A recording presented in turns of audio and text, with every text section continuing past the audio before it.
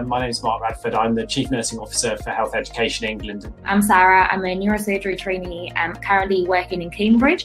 I'm Adrian James. I'm the President of the Royal College, and I'm really delighted to be here.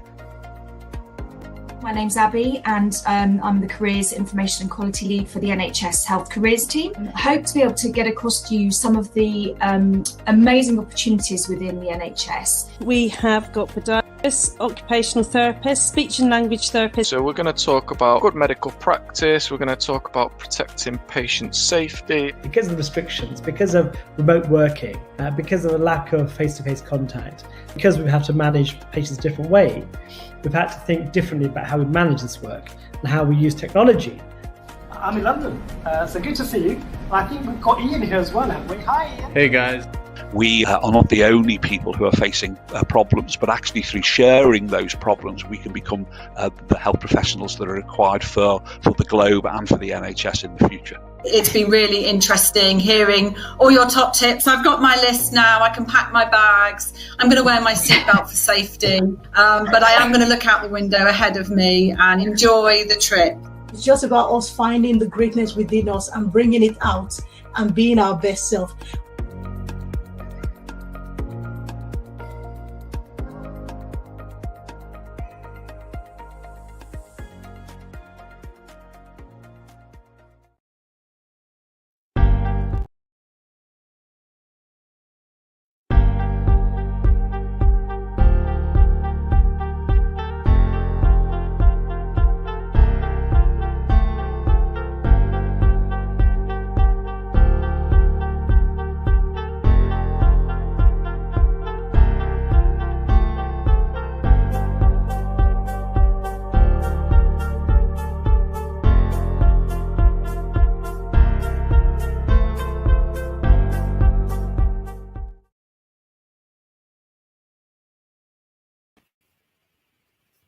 Hello everyone, I'm Tista Chakravarty-Gannon, and it is a pleasure to be back with another Health Careers live event. So great to see you all. I'm just going to upload my slides. Marvelous, as if by magic they are up there. So today I'm going to be speaking with you about a number of things. So as you can see, we're going to be exploring some of the challenges that we're worried about in the system.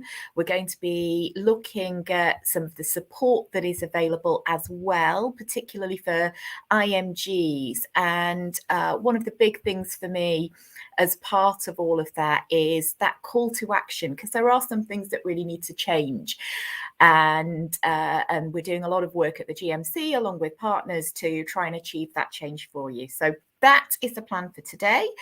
I know we're live streaming, so for those who for those of you who have access to the comments, please do use the chat, and I will keep an eye on that periodically and try and leave some time at the end for it as well.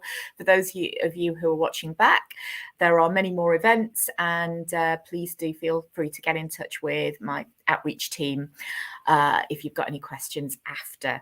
So before we get on with that programme that you can see there with those aims, just to provide a little bit of background about me. So I've been in healthcare for 25 years now, and I started off by working with survivors of abuse in the SARCs, the Sexual Assault Referral Centres, and I still do some of that work today, albeit about one day a week. And it was that work that got me really interested in how when we don't support our professionals properly, when different partners in the system don't speak with each other, then our clients, as we call them in SARC, or our patients more broadly, they fall through the gaps. Patients and colleagues are harmed. So as a result of that, I got really interested in systems working and how we can provide more support to colleagues. So about 10, 11 years ago, something like that now, when the GMC introduced an arm to provide support for doctors on the ground, I jumped at the chance. So the idea was that we would set up an outreach service to provide that support. And in the very early days when I was scoping that, another colleague and I were tasked with all of that. I found it really, really interesting because as I was meeting groups of people, they were telling me things about their perceptions of what we do at the GMC. And very quickly, I realized a number of things, but I'm going to start by telling you a story. So one of my very first events, when I was meeting a group of GPs at a conference, I was invited to speak, and I was introduced onto the conference podium to the theme of the Imperial March, Darth Vader's theme tune, for those that don't know. And that moment for me really crystallized what fear we can be beheld in at the GMC. And I completely understand why we are thought of predominantly in fitness to practice terms.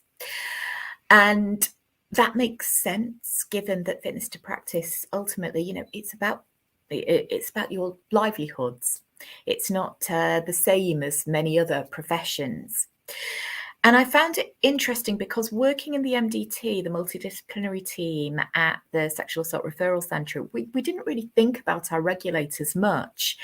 But clearly, this was a different paradigm that I was now working in. And as I learned more about the GMC, about what we do, so this slide here shows you all of the statutory functions that we are required, if you will, to deliver under the Medical Act. It quickly became clear to me that there in the centre, the standards there, that is the most important part of what we do, and I would argue in many regards more important for patient safety than fitness to practice, because whilst it all links, fitness to practice, the really, really serious stuff that we see applies to such a tiny minority. And in fact, it's the animations aren't quite showing here on this slide, but it's less than 0.025% of the register. And that is why the more that we can do to support colleagues to deliver what are complex standards in what is an increasingly challenging environment, and I was saying that before the pandemic, then that is logically, but most importantly, morally, the right thing to do. So that is where our focus very much is, on providing that support to prevent challenges around fitness to practice or indeed anything else. So to explain a little bit then about what my team do, so the team that we set up all of those years ago, I'll let you read those bullets and digest those for a moment.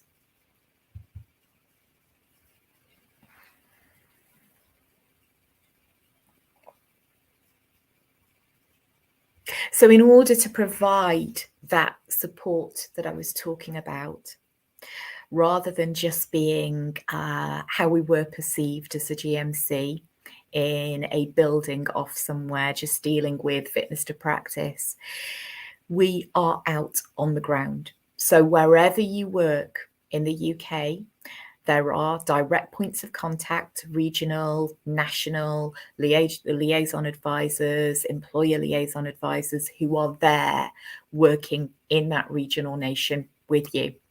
And the work, as it says there, we link with providers, we link with employers to provide that consultancy. So if someone tells us, or we hear that there is a real challenge with culture in maternity in a particular organisation, we will provide consultancy to look to improve that.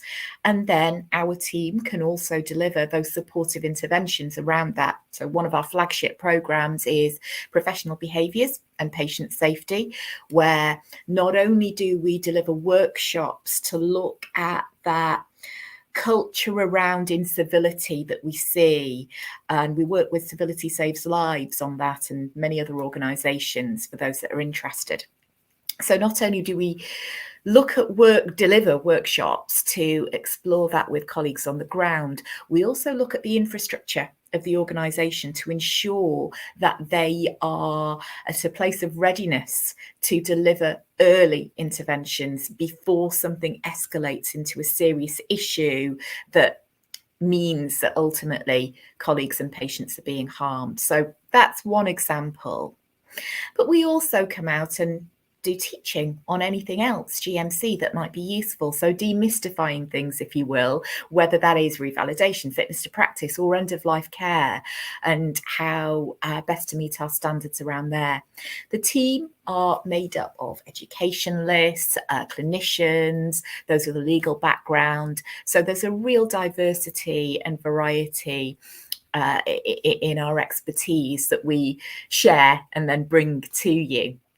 And most importantly, because we are out on the ground with you, we also hear what's happening.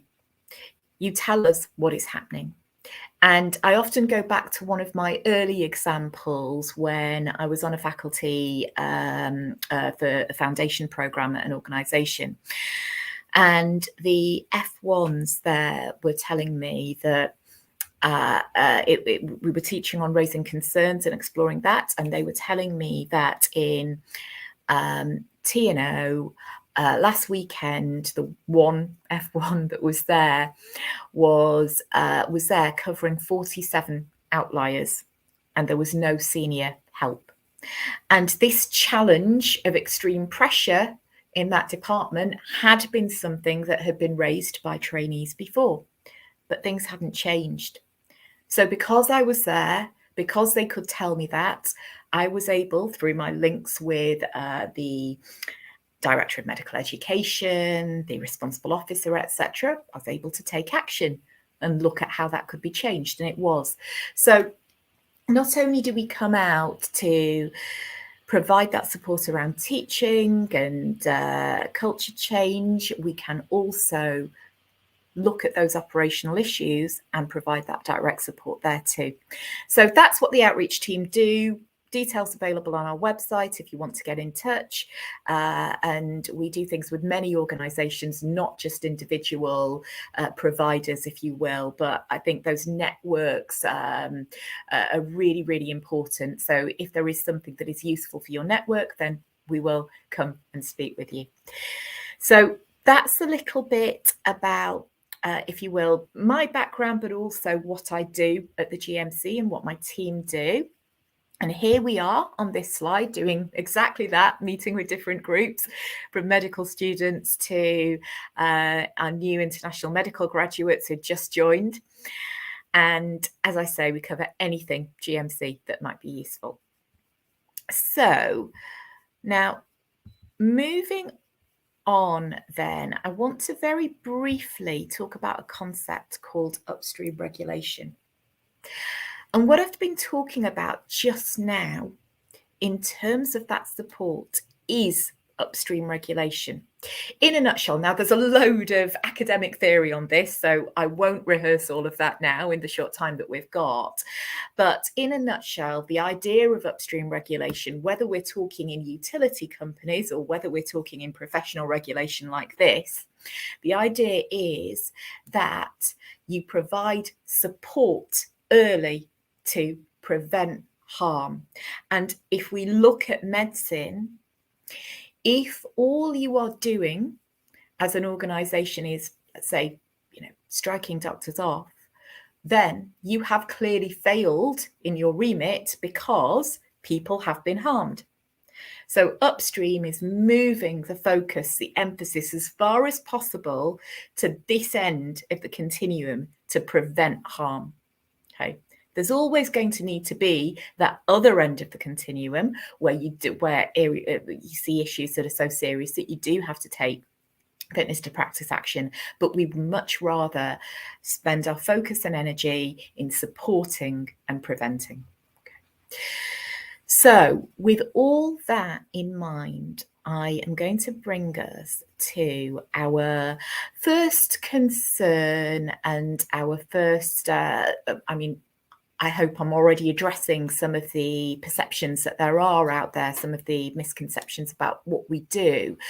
But one of our biggest concerns, and I've sometimes had people say to me, and in fact, I was in a meeting yesterday where someone was saying to me, you're not really concerned about the challenge that we see in the system about lack of support for IMGs.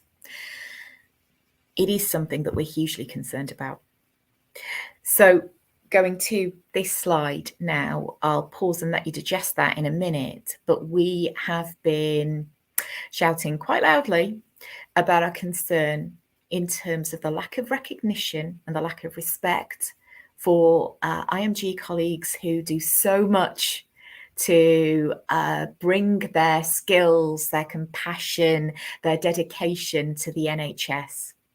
Yet, where is the dedicated support, the dedicated welcome for them? I'll come back to that in more detail, but I'll just let you read these bullets now.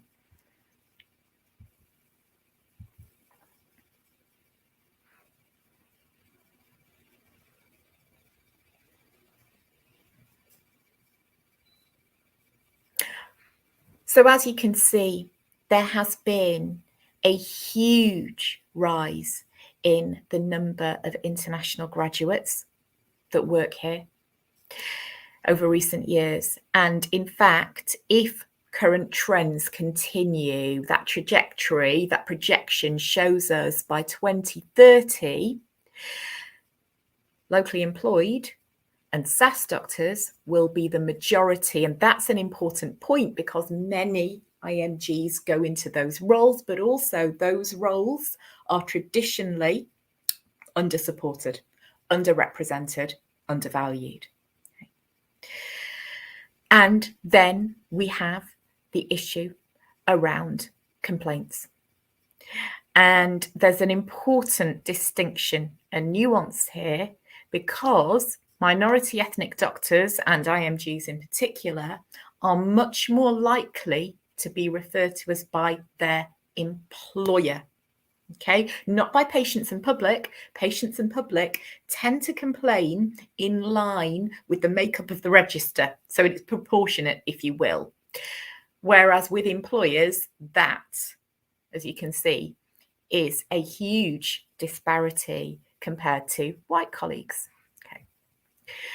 So this is a real problem, and I'm going to come back to that problem in a moment, but we've looked at some of the data here, and I want to now look at the lived experience element. So I'm going to share a slide with you. Some of this makes difficult reading.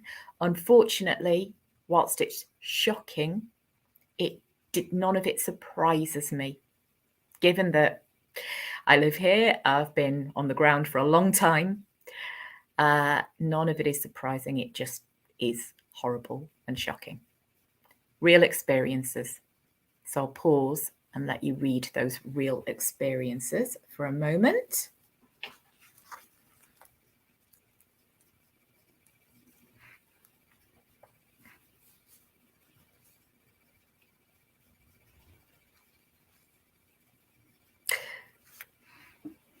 So these are the lived experience of our colleagues on the ground. Yes, we can say that it's a minority of people who experience this, and actually there are really supportive cultures too. But let's not take away from this. Let's shine a light because this does happen. And even if it happens to a tiny minority, and I don't think it is actually, it is unacceptable. And this is where a lot of our work is focused. The sexism in the system, the racism in the system, the ableism there. A couple of those examples are my own experiences. Those of you who are very familiar with my Twitter feed will recognise which ones, but these are, these are live examples that we deal with.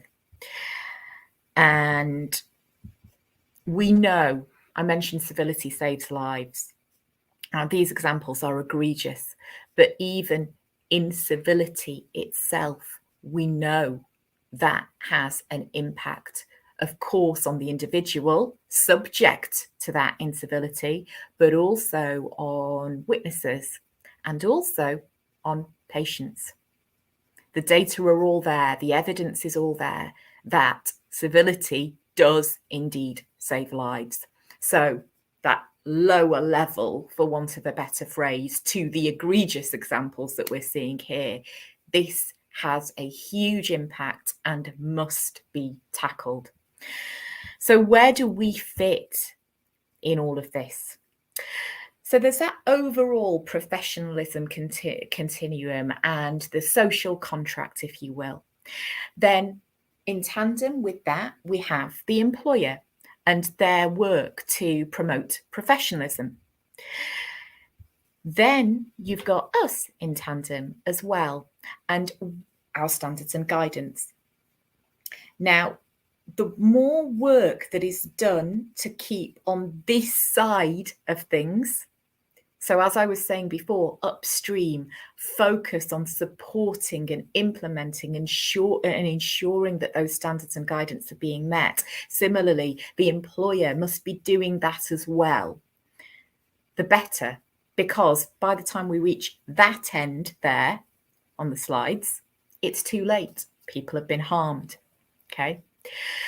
And we know, again, the evidence shows, and research was done by Vanderbilt University, and we use that actually in our professional behaviours and patient safety programme, that once there are problems at work, if those early problems are tackled through coffee cup conversations, rather than allowing it to be ignored as it escalates to the more serious, some of the more serious examples that we've seen there, when it does fall into HR type interventions, then actually it works a lot better if you use those coffee cup conversations early. Not only does it work better, of course, in terms of the fact that those behaviours are being tackled early, that's obvious, but actually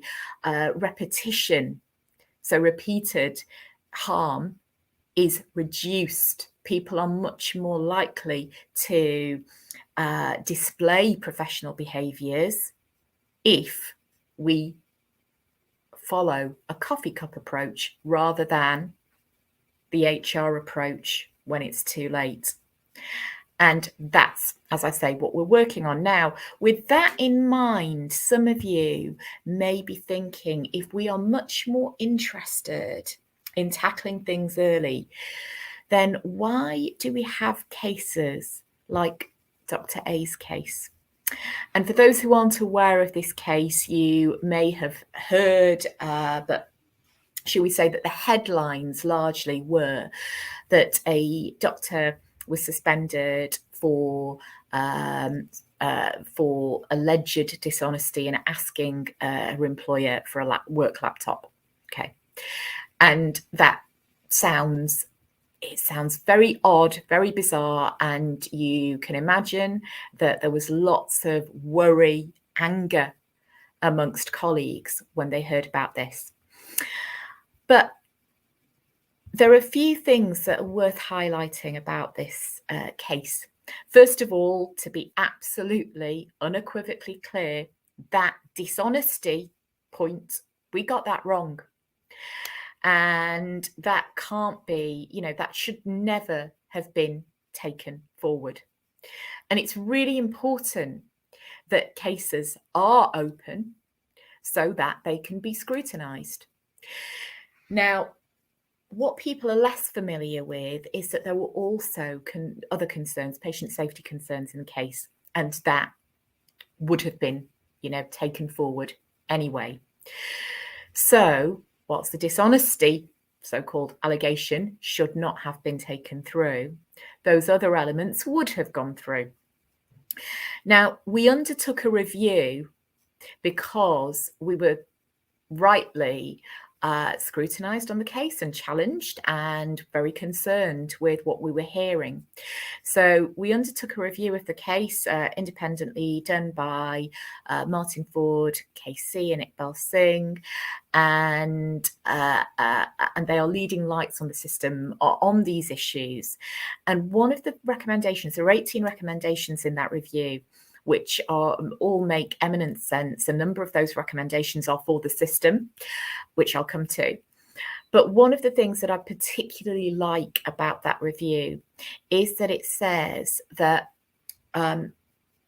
rather than seeking to assure ourselves that there is no bias in the system, and indeed we in our processes rather than the system, and indeed they could find no bias in this particular case, we shouldn't seek to assure ourselves of that. Rather, we should proactively look for bias. And as it stands, auditors tend to assure organisations, yeah, there's no bias. But instead, they should be tasked with looking for bias. And I think that's a real paradigm shift that's really important. So that's one of the things that we're working on now, which I think, frankly, the whole system should be looking at. But we are looking at that, and I'm really pleased about that. So that's one of the changes that we're making. But back to the case specifically, I think it's also important to note that our outreach team, our employer liaison advisors, I mentioned that we link with the employer as well as doctors in the ground, weren't involved in this case. And that's because this was a small private provider who referred the doctor to us. And we link with the large organisations who are known as designated bodies in the system. So those small private providers, they should be linking to responsible officers of the area as well. But as it happens, they this doctor was referred directly. So it did not come through our outreach team. And there is evidence to show, as per this slide, that we reduce referrals. Okay. And going back to what I was saying about upstream regulation, one of the things that we do with employers is look at when early concerns start to emerge. We can explore with the employer, okay, so tell us more about this. What support has that individual got? What early interventions are you taking place? Essentially, we're trying to stop that problem from escalating into an alleged patient safety or other serious breach type issue. Okay. So that for me is another really important takeaway here. Given the way that the system is set up, as it stands, we've only got those relationships with larger organisations. So those designated bodies. So what can we do about organisations that aren't designated bodies? There's a gap there that can be filled in one way or another. No. So that's one area, but I think that flows into another concern that I hear in the system a lot, which is when it comes to fitness to practice, do we need root and branch reform? Well, yes. And actually, that's something that we've been asking for a long time. I remember way back when in 2013, we were really optimistic that a Law Commission's bill was going to go through that would give us that root and branch reform. However, there were delays, it didn't go through. And it's only now, actually, because again, there were delays with Brexit, etc., in terms of the government's legislative agenda. But finally, it is going through. Yes, it's going to take a while, as legislative change does, but it is going through now. And what that is, I'll let you read the bullets in a moment, but what that is that system as it stands is far too adversarial. And there are things that we currently, legislatively, have to investigate that reform would mean that we wouldn't need to. there'd be other ways of managing those issues. So sometimes we will see issues which could be resolved in a different way, but the law requires us to investigate them. So we really, really are desperate for regulatory reform, that root and branch reform, if you will. So I'll pause and let you read those bullets.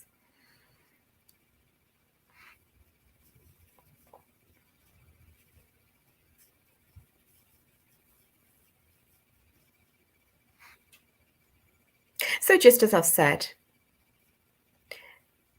there are a number of changes that are absolutely critical. I am confident now that they are going to happen, but it will take a bit of time as the consultations only from government has only just been out now. Now, to be clear, I am not saying that, well, I'm abrogating us of all responsibility here. There are things that we can do outside of regulatory reform, and there are things that we are doing. So to cover just some of that, a long time ago, for a long time, we've been working with partners to look at how we can improve our processes. Our processes set out from, flowing from the Medical Act of 1983. 1983 is a long time ago, hence the need for reform. But our processes flow from that. And those things that we have got in our circle of control, we've been working with others to see what can be improved. And some of the work that we've done is looking at that support for vulnerable colleagues. And Lewis Appleby, Appleby, who is well known in suicide prevention work, has done a lot of work with us, looked at our systems and made recommendations. And we were really delighted that he agreed to work with us, because this is what you need, independent experts who can give you that scrutiny. We accepted all his recommendations and have implemented them. So that system, that support that is available is much more robust for vulnerable colleagues going through fitness to practice. We also know that, of course, it's difficult.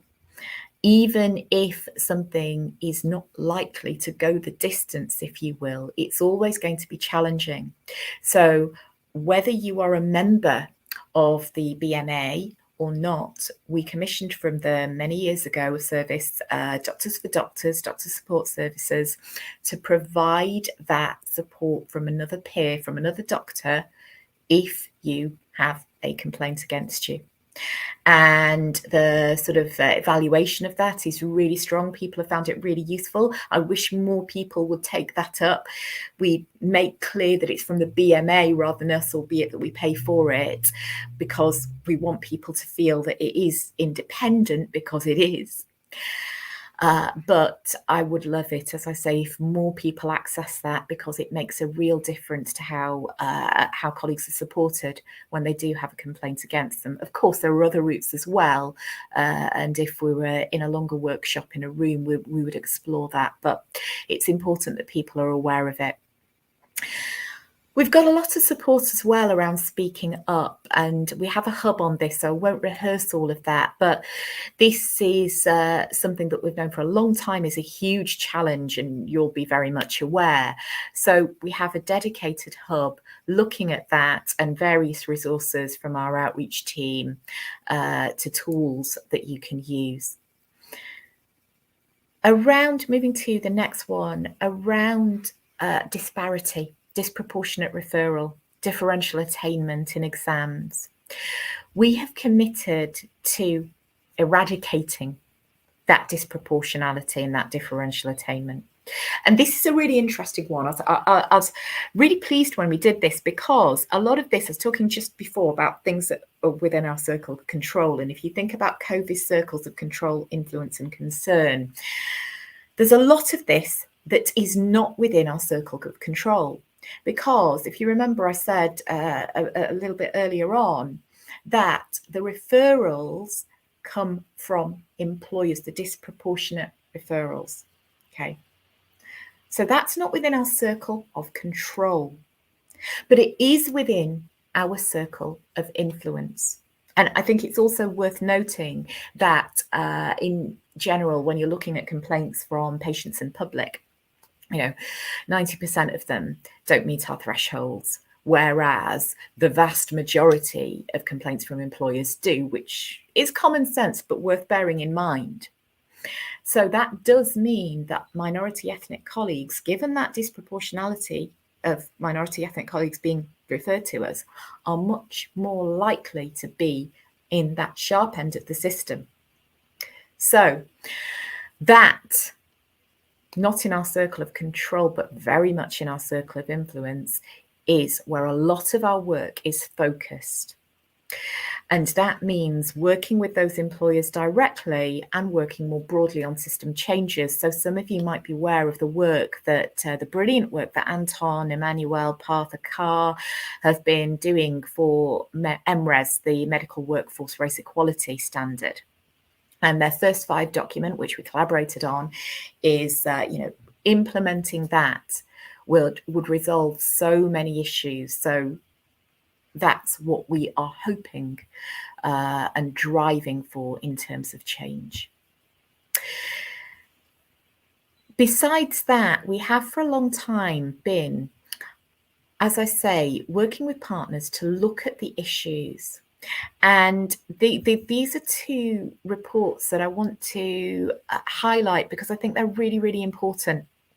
And they made a number of recommendations for us as well as partners with completed hours, but in terms of the recommendations for our partners, if these were implemented, these challenges that we're talking about, these horrible scenarios, they would be resolved in one fell swoop. So please do, even if it's just the exact summaries, please do look at these recommendations and we will happily come out and speak with you, speak with your employers about how we can implement this work. And there are places that are doing a lot of this, as I said earlier, really, really positive work actually. And again, I'm going to cite some of that a bit later.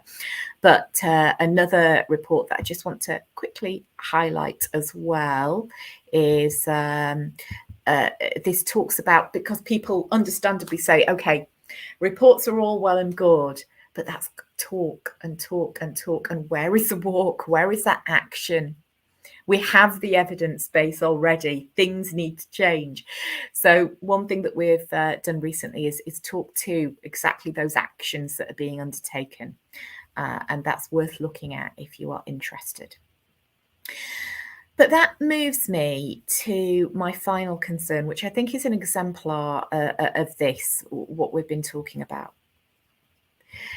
And that brings in that focus on support, if you will, for IMGs, which I was also asked to talk with you about today.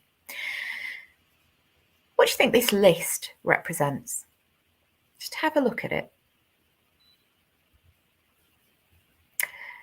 Many of you will be thinking that it's Statman, mandatory training. This is a real list. It is the gamut of my friend's induction. She qualified in Sudan, came over here, and this is all she got. E-learning on these issues. I think there are a couple of sessions on it as well. And then she was thrown onto the wards. Yeah, you're safe now. Go work on the wards. Where is the thank you for coming here? Thank you for bringing your skills, your expertise, your compassion, your dedication, all of that I was saying before. Where is the welcome to the UK? Welcome to the NHS. It's quite complicated here, isn't it? How the NHS works, how the structures work. Let me explain that for you. I bet the style of working is very different to where you qualified. Let's explore that. Let's explain that. Where would you buy a coat? Where can you send your children to school? What about good areas in terms of accommodation?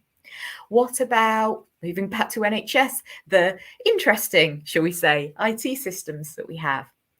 The difference in patient expectation, the difference in medico-legal areas, in ethical standards that might be different due to differences in society and culture.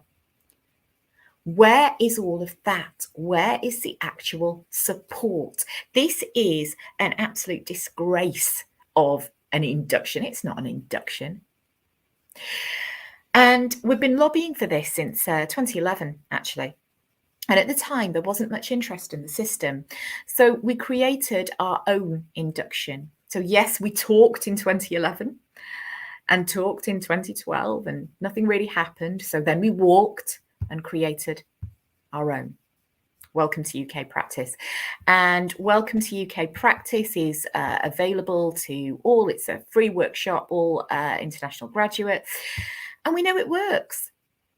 The top half there are the sort of evaluation forms that colleagues complete, but the bottom half is from academically robust evaluation that, unusually for a one-off medical education intervention, shows change at time 2 follow-up. So it works, but it is not enough. So we have continued to lobby because we know all of those other problems, those challenges that, of course, anyone is going to face when they are coming from a country with an entirely different style of practice, an entirely different culture. Those problems need to be addressed. And to be clear, this isn't a deficit model. It's not a deficit in our IMGs. It's a deficit in our system for not, supporting colleagues in this way.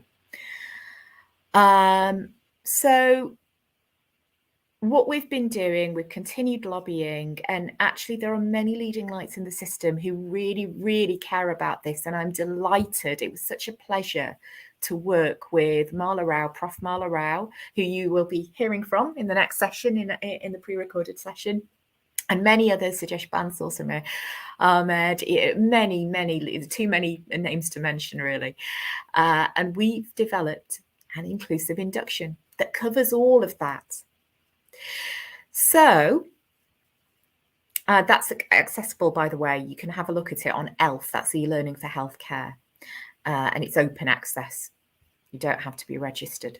So as I wrap up, before I look at any questions we have, going back to my initial sort of opening gambit, if you will, that there are issues that we have been shouting about for a long time. One of those is that lack of recognition, respect and support for IMG colleagues, for SAS colleagues, for locally employed colleagues. Well, there's a lot of good work going on. And that inclusive induction I talked about, which hasn't been rolled out yet fully, I believe it's due to be, but it hasn't been as yet. There are organisations that we work with that are doing great work on this. There is a place that I know very well, the team. They greet their new IMGs. They offer driving lessons if useful. They have a sort of, what do they call it? A conversation cafe to help people with a local dialect. They provide proper support, and they're not the only ones. So there's a lot of good work out there. We just need to spread that. So I guess my final message is, let's work together. There's a lot of things that need to change. So, let's join our voices to lobby for those changes so we can improve our systems internally, but also partners too. And let's spread the good work that is there, the inclusive induction, the places that work properly with their SAS colleagues and appreciate them. And, you can, joining voices, we can collaborate to make that happen. So that is it from me.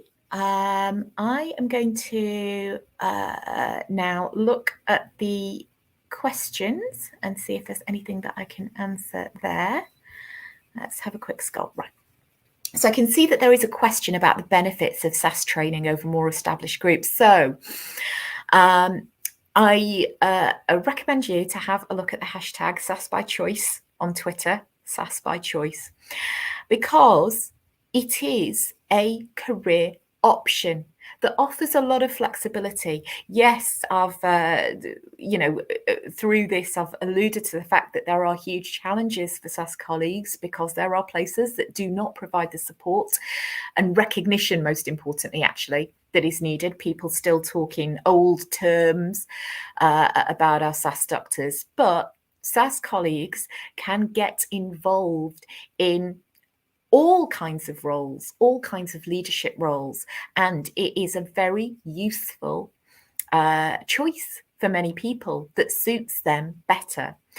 So we could talk about the detail of it, but you can have a look at SAS contracts. I think NHS Employers has really good information on that. But also, as I say that Twitter hashtag can give you some insights into both the challenges and the benefits. So I know many colleagues who deliberately go down the SAS route. It suits them.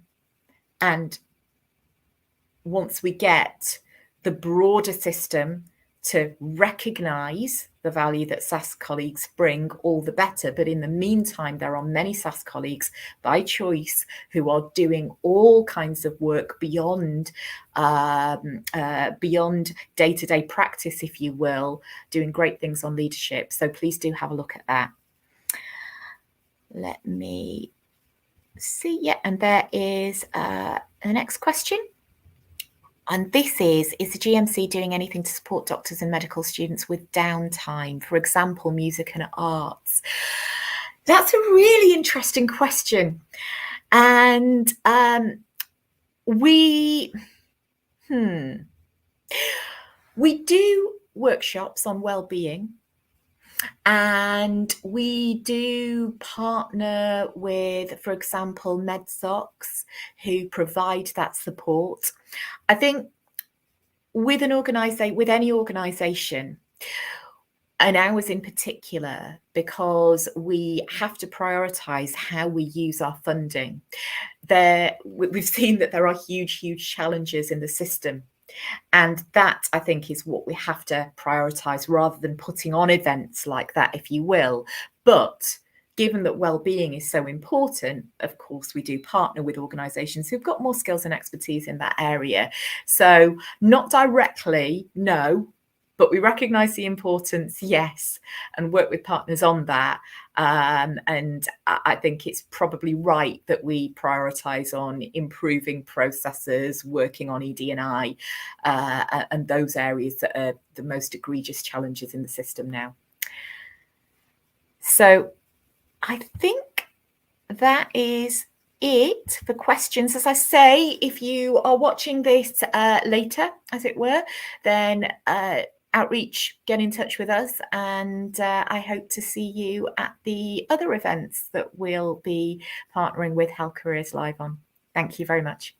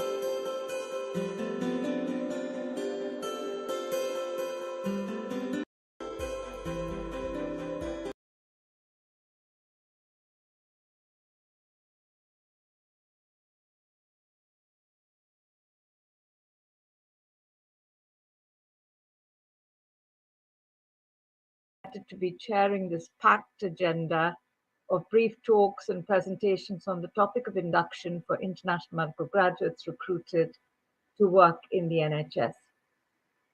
Since its launch in 1948, the NHS has recruited international medical graduates to work alongside its UK-trained staff, and yet surprisingly, there has not been a standardised offer of induction to enable all IMGs to feel welcome, fully integrated and confident to be able to offer their best to their patients in the system as a whole.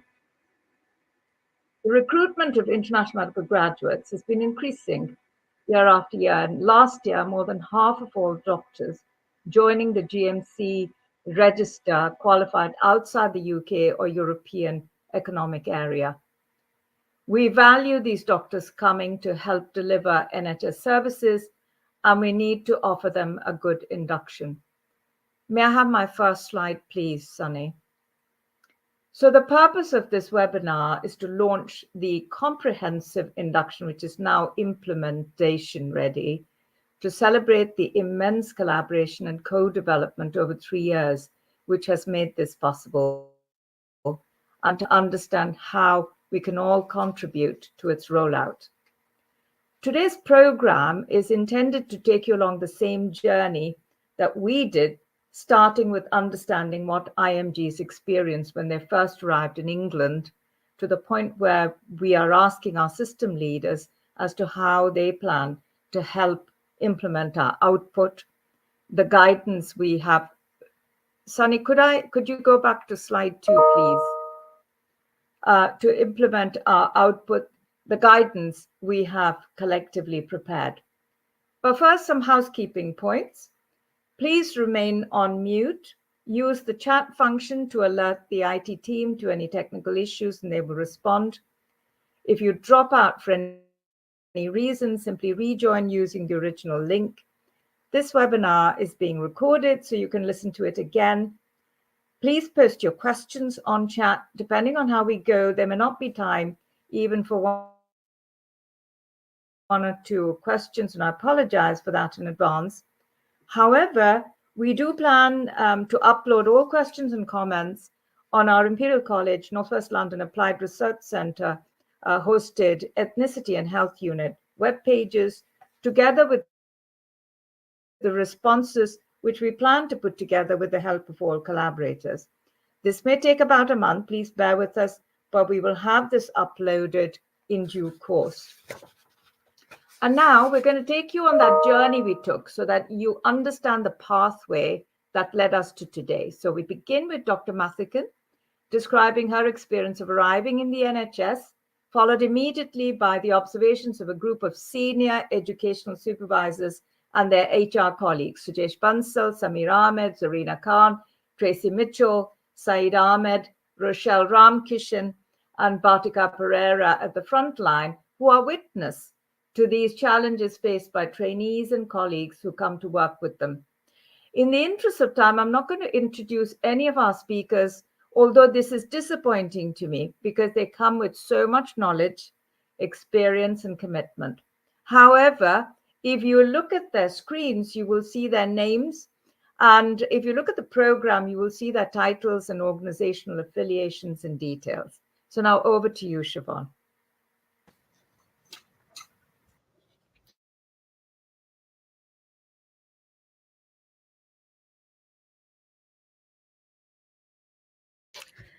Good afternoon, everyone. A group who currently constitute a higher percentage of new registrants on the GMC register than both UK and EEA graduates combined. I was reassured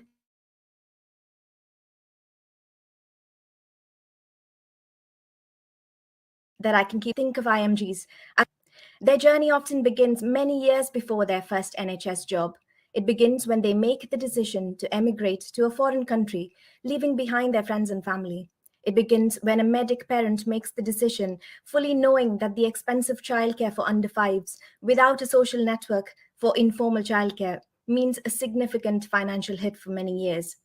Many will need to start talking to patients in a different language than they spoke until then.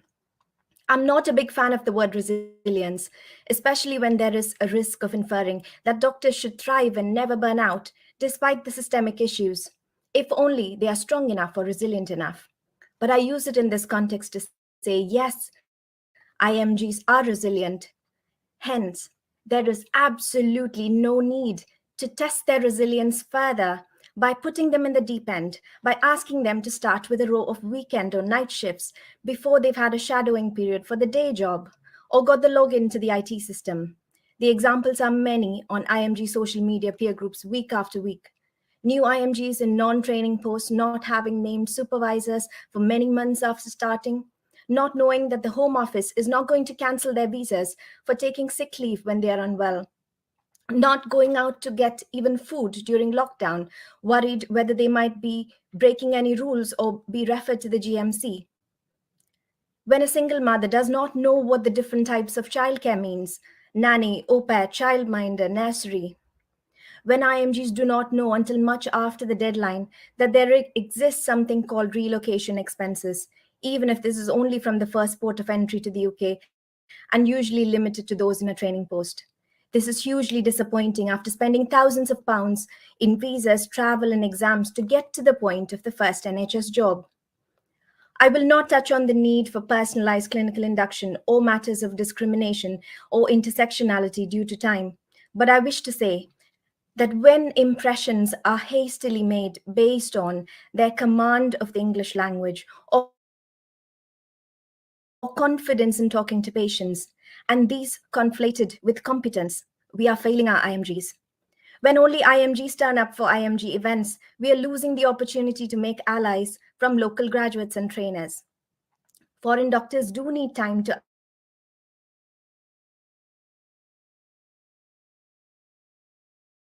unlearn some things which differ in clinical, treated by a relative or doctor known to the family, unlike the GMC guidance for the UK. Our Dean, Professor Subodh Dave, once asked a group of psychiatry trainees who are IMGs whether anyone in their trust asked them to share their experiences of working in another country, in another healthcare system. There was no one in the room who could say yes. We bring ideas for frugal innovation for an underfunded NHS. We bring cultural literacy to care better for our diverse patients. If only there's someone to listen. If we can stop seeing IMGs and all foreign staff as cheap labor for the many gaps in the NHS, then we'll truly make change. So is there hope? Yes, indeed. This event today embodies hope for me. But it needs to be everyone's responsibility, not just that of IMGs ourselves or diaspora organizations to keep shouting from the rooftops. And Twitter, how can I forget? I heard a quote once in the context of allyship that the most privileged people should be shouting the loudest. Now, the good bits. My son attends a state school in a very diverse part of England with children who speak 40 languages. Many Indian doctors like me could never have Pakistani colleagues or friends until we moved to the UK. As a woman, I have felt more independent and safe living in the UK. The positives are many, but often due to the rough start, it takes IMGs many years, even a decade, to acculturate enough to be able to have that optimistic lens. I believe we can do better, and I'm so grateful to all the seniors and peers across organizations who've been involved in this project. I hope that the few pockets of good practice will become the minimum standard all across the NHS.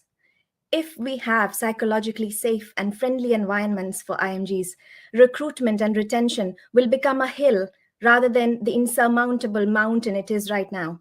Word of mouth spreads like fire, and places that have supportive bosses and peer groups will have plenty applicants.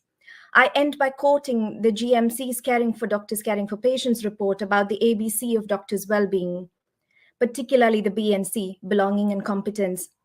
If IMGs feel like they belong, and they're given the tools to transition to work in a different system as competent doctors, they will thrive and likely continue to work in the NHS.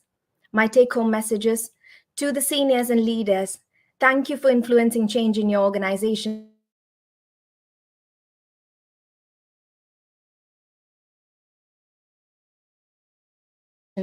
IMGs I wish to say that there truly are many allies trying to make things better. The launch of this guidance and the collaborative effort behind it is proof of that. You are not alone. Thank you. That's my 6 minutes.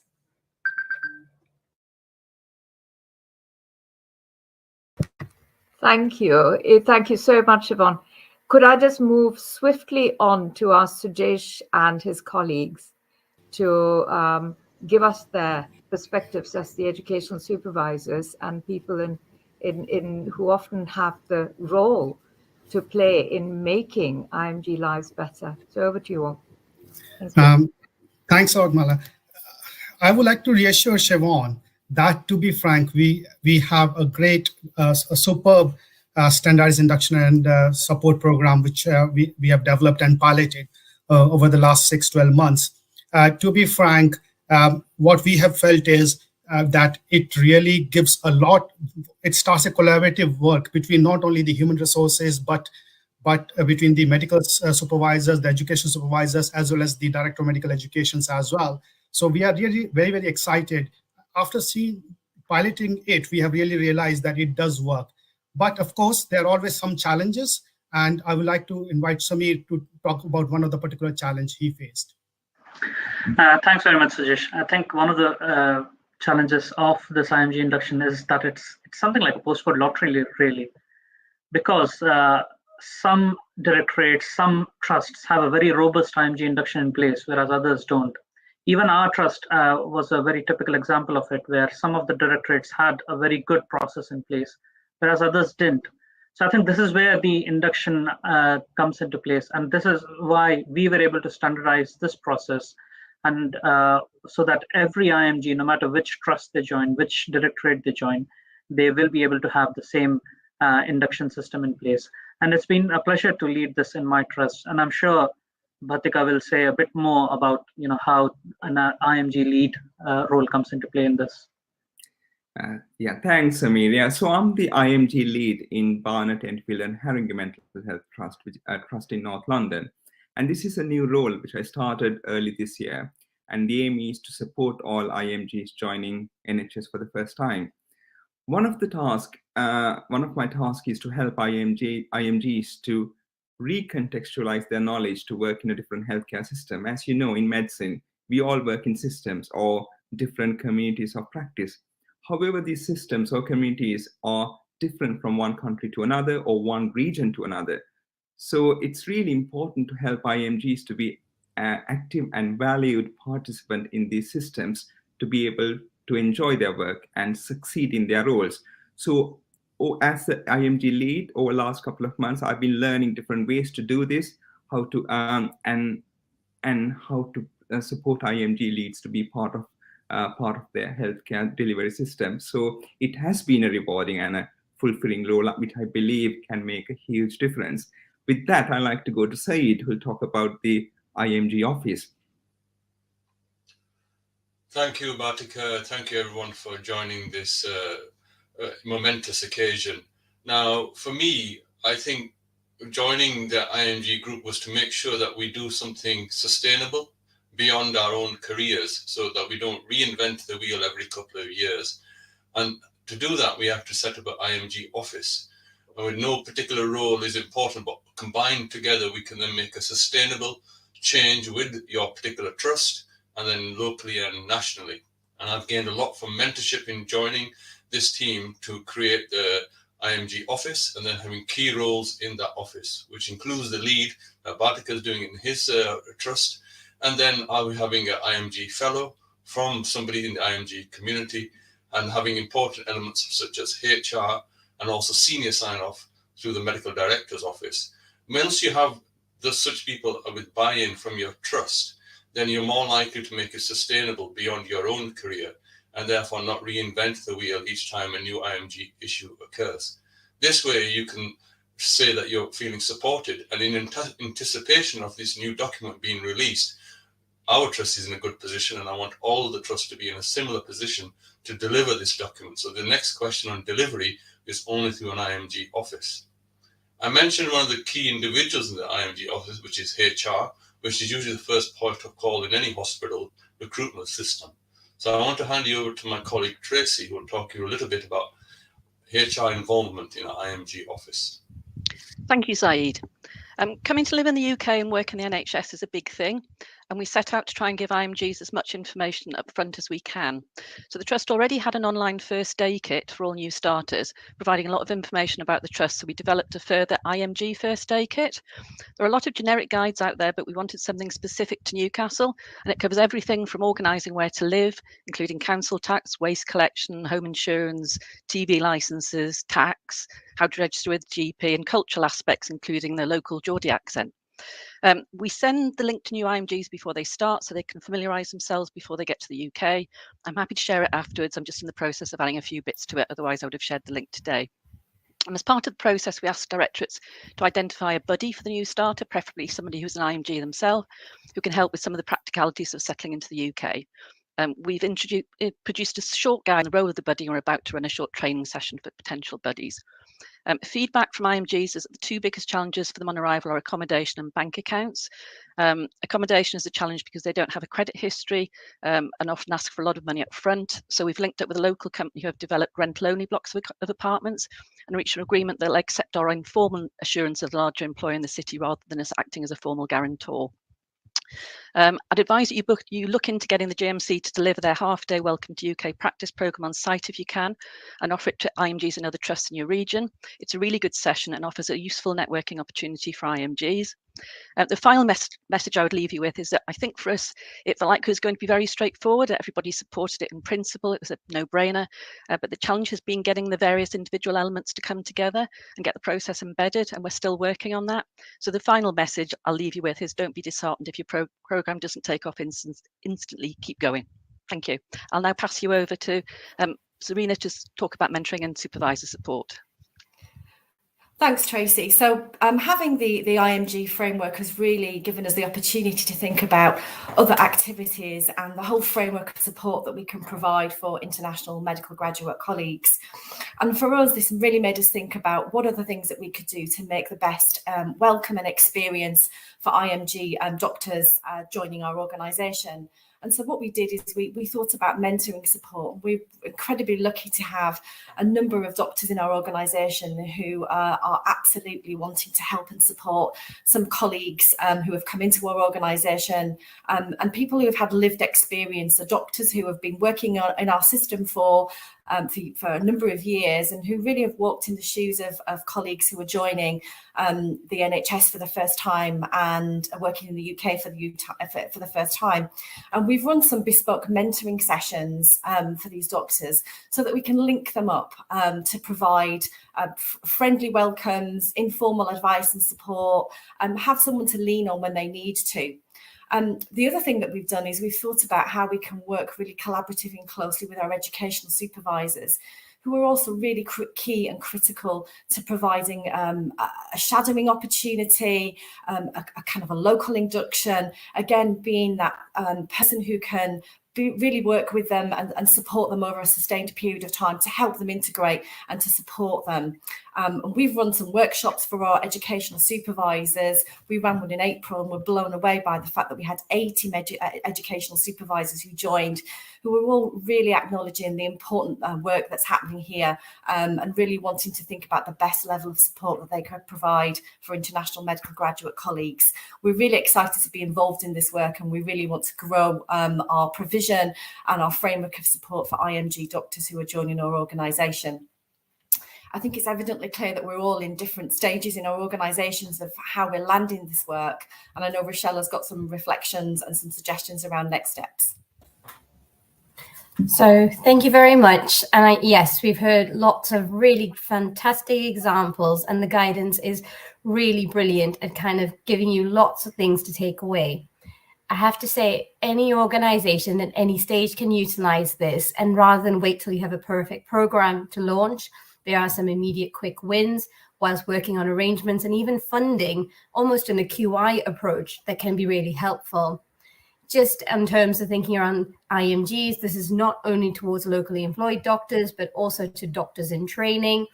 And with August rotations just a month away with changeover, a simple start is just to send an email, either try to identify the doctors to welcome them, to try and have a named contact who they can reach out to, not just via email, but even a WhatsApp number for simple troubleshooting, just to help them to get some familiarity to the local area, or some quick questions regarding visas can be hugely powerful. We know that many of our international doctors starting on the training scheme, a large proportion, more possibly in some specialities, more than 50%, are coming from abroad. So it is a brilliant opportunity. I'd like to end with saying thank you very much to Professor Rao and the whole team for pulling this guidance together. There is lots to be done. Don't wait for it all to be perfect. From today, share the guidance. Do look at it, even something as simple as just getting in touch. Thank you. Rochelle, thank you so much. What a fabulous, uplifting message from this amazing group. If we were in a room, I'd say, could we all put our hands together for this group? So thank you so much for, this shared group presentation from the front line. Because now, from the front line, we're going to the organizational level, and to share with us evidence and what has shaped their perspectives at Health Education England and the BMA. We're going to hear from Dr. Vijay Nair and Dr. Andrew Barton. So Vijay and Andrew, are you there? Please, give us your perspectives. Vijay first. Thank you, Marla. Thank you very much. My name is Vijay Nair. I work for Health Education England. I'm the primary care lead for differentiatement. And I would just like to endorse all the fantastic comments made by my colleagues so far. As you've heard, a large proportion of our trainees are trained overseas, faced by the challenges of living in a new culture, but also working within a different healthcare system. But on top of that, they have to adapt to new ways of teaching and learning. So an effective induction program is actually really essential. And it's not just on day one, it's a process. It's a process for that transition when they start working in this country. And most importantly, and this has been mentioned as well, we need to build on their knowledge and skills and experience for the benefit of everyone, as we heard earlier from Siobhan. So Marla, on behalf of HE, I would like to really promote and endorse this program. I thank all of those who have been involved, especially, of course, yourself. This will be a fantastic resource for all our educators, our directors of medical education, the trust, and the wider faculty to deliver really effective education for all our learners. Thank you, Marla. Vijay, thank you so much. Health Education England has got a massive role to play in taking this forward, and we'll be coming back to that towards the end of the session. So thank you for that. Andrew, welcome to this launch. What's the BMA perspective? Over to you. Thank you very much, Marla. Thank you for inviting me. Hello, everyone. This is a grand day. As the trade union for doctors, the BMA has been fully supportive of getting this programme together, and I am personally pleased we are launching today. The BMA's role is to improve the working conditions for doctors, and the IMG induction is especially needed at this moment in time.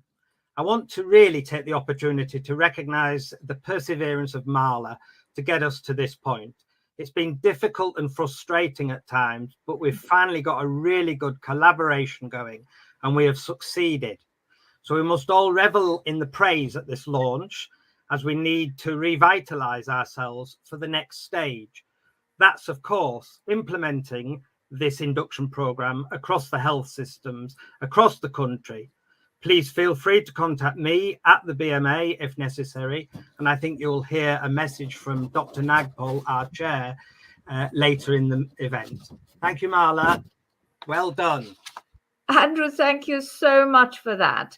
And isn't it a little bit of a pity that today sort of clashes with the annual conference of the BMAs? So we've lost many people who would have attended this had that not been going on in parallel. But thank you so much for taking the time to come and share your message with us. So thanks, Andrew. So now we move swiftly on to just sort of reflecting on what the next steps were. With all these IMG experiences and organizational perspectives, which we gathered during 2019, they led us to put together a draft induction document, which of course needed to be evaluated for us to know whether it'd be effective.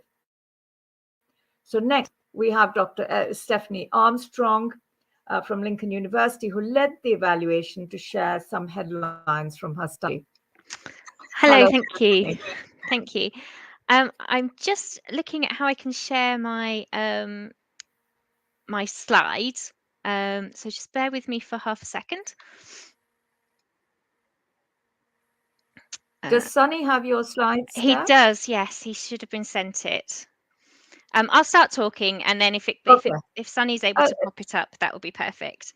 Sunny, do you have Steph's slides, please? If you could show them, that'd be brilliant. Yep, I'll bring them on as you talk. It's just the one slide, so it's just can Sure. stay there the whole time I'm talking. So fantastic, thank you. So as Marla said, we were able to undertake a rapid evaluation of the IMG induction draft.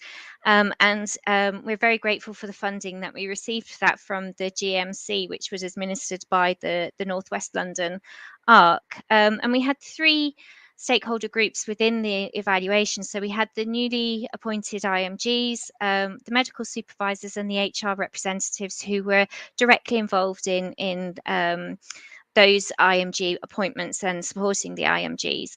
And we started by evaluating how they felt about the induction process, and all participants obviously agreed that a good induction is really important.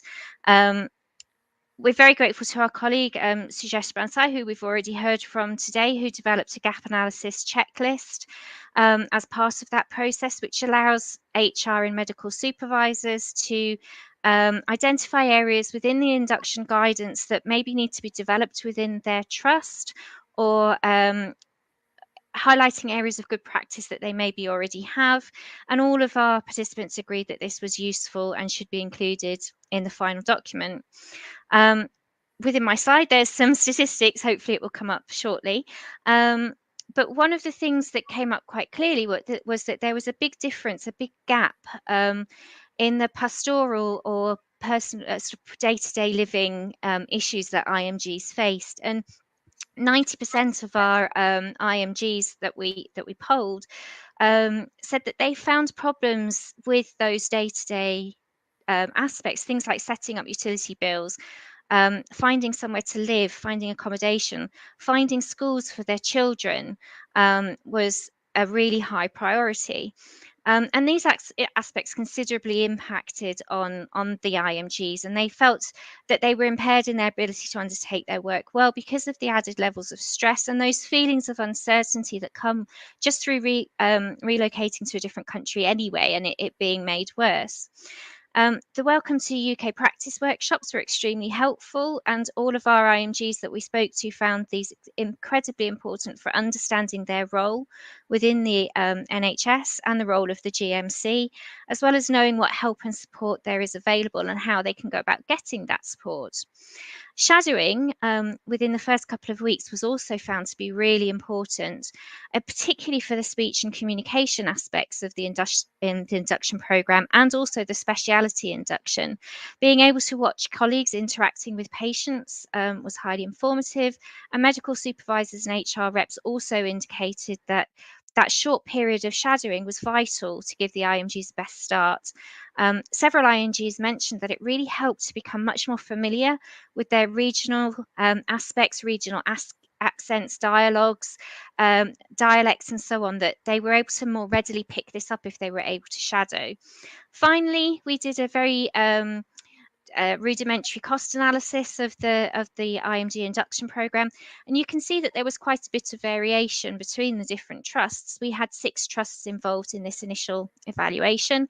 What we found was those trusts that were more established, that had pre-existing IMG inductions, tended to have slightly higher costs because they included aspects that perhaps those trusts that were newer to the induction didn't include. But we came out with an average cost of around about £2,000 per IMG to go through the induction process.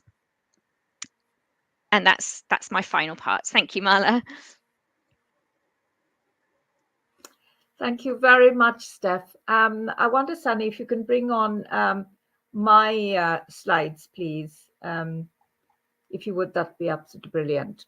Because, you know, so from all of that, you know, what was the next step? It was, of course, to put an induction program together. And I'm about to show you what that looked like. Sunny, could we have my slide? The next one, yes, please. So this is the draft we had prepared, and which, because of the evaluation, has been possible to finalize, and we can suggest with confidence that it builds on the kinds of good practice and best practice we saw around the country, and you heard Sujesh and others speaking about. We based it on IMG experience, and now you've got this, which you can download from these two web links, which I believe are uploaded on your chat. The guidance includes a welcome and pastoral care section, something on professional practice induction. IMGs often spend a whole year, we heard, without understanding what appraisals and revalidation was all about. There's an excellent language and communication section. IT is something they really asked for induction on, and specialty induction. We had the Royal Colleges of Psychiatry, Anesthesia, Emergency Medicine, Pediatrics and Child Health, Surgery, and Obstetrics and Gynecology send us excellent specialty-based induction sections, which we've added. I'm pretty certain that more colleges will follow on this. Next slide, please, Sunny. And you know, none of this would have been possible without the extraordinary amount of enthusiasm, commitment, and collaboration that we ended up securing along the way. And you will find all of these contributors listed in the induction, because we felt strongly that it had to be today and going forward, needed also to be a celebration of how all of these organizations, BMA, NHS England, HEE, Medical Protection Society, General Medical Council, and so on and so forth, but also individuals came together to achieve this. So now, you know, the question is, we have this output. How does it fit with NHS England's workforce race equality strategy? And to explain that link, we've got Professor Partha Kar here. And I wonder whether Partha, you'd come and explain that link. Thank you, Partha. Thank you. I'm going to actually start off just by saying, which we haven't mentioned yet, a big thank you to Marla, yourself, Tista, and everybody, Siobhan, everybody who's been involved in this. This is a fabulous, fabulous program in place. And I think those of you not aware, so we are trying from NHS England to have established people in charge to take on the good work and take it forward. So I always say a very simple narrative. I myself, I'm an international medical graduate, as I have been many of the speakers so far. And I personally have been blessed by some amazing support along the way, but not everybody has. And as I recently said, it thereby falls on us, as for everybody else, to try and support colleagues who come from other countries to try and help the NHS, especially in a time when you've got so much workforce issues going around. Some of you may have already heard the good news that the case of Manjula Arora has been overturned by the GMC, which is fabulous news. That's another example of somebody coming from abroad, needing all the support she needs. And it's been so fantastic to see so many people come together. Those of you know me will know my love for Marvel comics. And as I say, I'll use a quote from Avengers, which says, you know, the time has changed and we can never go back. And I think, you know, it's very important for us to understand this. This is not us trying to change the narrative, and NHS England's view on this are going to be very simple. This is a fabulous program created by some amazing people. We don't need to recreate it again. We just need to make it happen. There's plenty of IMGs in every trust. There's plenty of people who are beyond IMGs and willing to help. And that's all we are asking for. You know, give a supporting arm. this is not about everything being structured. This is also about being a pastor, being a help, and it's just think of yourself in another country. You're trying there, and I'll finish with this. I don't say the story to many people, and when my dad came around to drop me off, again, not many people are fortunate enough to have that. When he left, I remember going back to my room and feeling very lonely and sitting there and crying. And as an adult, it was a very tough place to be in. Some people don't realize it. And all I needed was a helping hand. And it was an SHO in those days, John Gilson, came across and just took me out for a drink. And one of the best things that's ever happened. So support is not just about, support is also having an arm around the shoulder and being there to answer queries and being a good friend. So I think that's the request from us, from on a human level. And on a policy level, we fully expect that we would drive this through and this becomes part and parcel of NHS care going forwards. So thank you again to Mala for all the work and everybody else involved. And I'll finish there. Thank you. Partha, thank you so much for that immensely encouraging and uplifting message. And you've been very generous in your praise. So thank you so much. And, it's people like you who are needed at NHS England to ensure that the right level of support, and people are allowed the time to invest a little bit in it and get this going, because the level of investment is modest, but it's actually the permission needed from the system, which sometimes needs to be unblocked in order to make things happen. So thank you so much for your message, Partha. One of the things, and Partha, this will interest you, the guidance isn't the only output of this massive collaboration. We're delighted that Health Education England, too, have alongside this developed an e-learning resource, which is very exciting for IMGs and staff with responsibility for their induction. And so Lynn Rustecki and Dave Beardmore are here to tell us more about it. So thank you, Dave and Lynn. Thank you, Marla. Our team has been working together with eLearning for Health to create the digitalised guide to the national induction that IMGs will be able to access before and during their transition to the NHS. The aim of this project was to create an engaging session to describe some of the common challenges new IMGs can face when they arrive and the reasons why an induction is essential.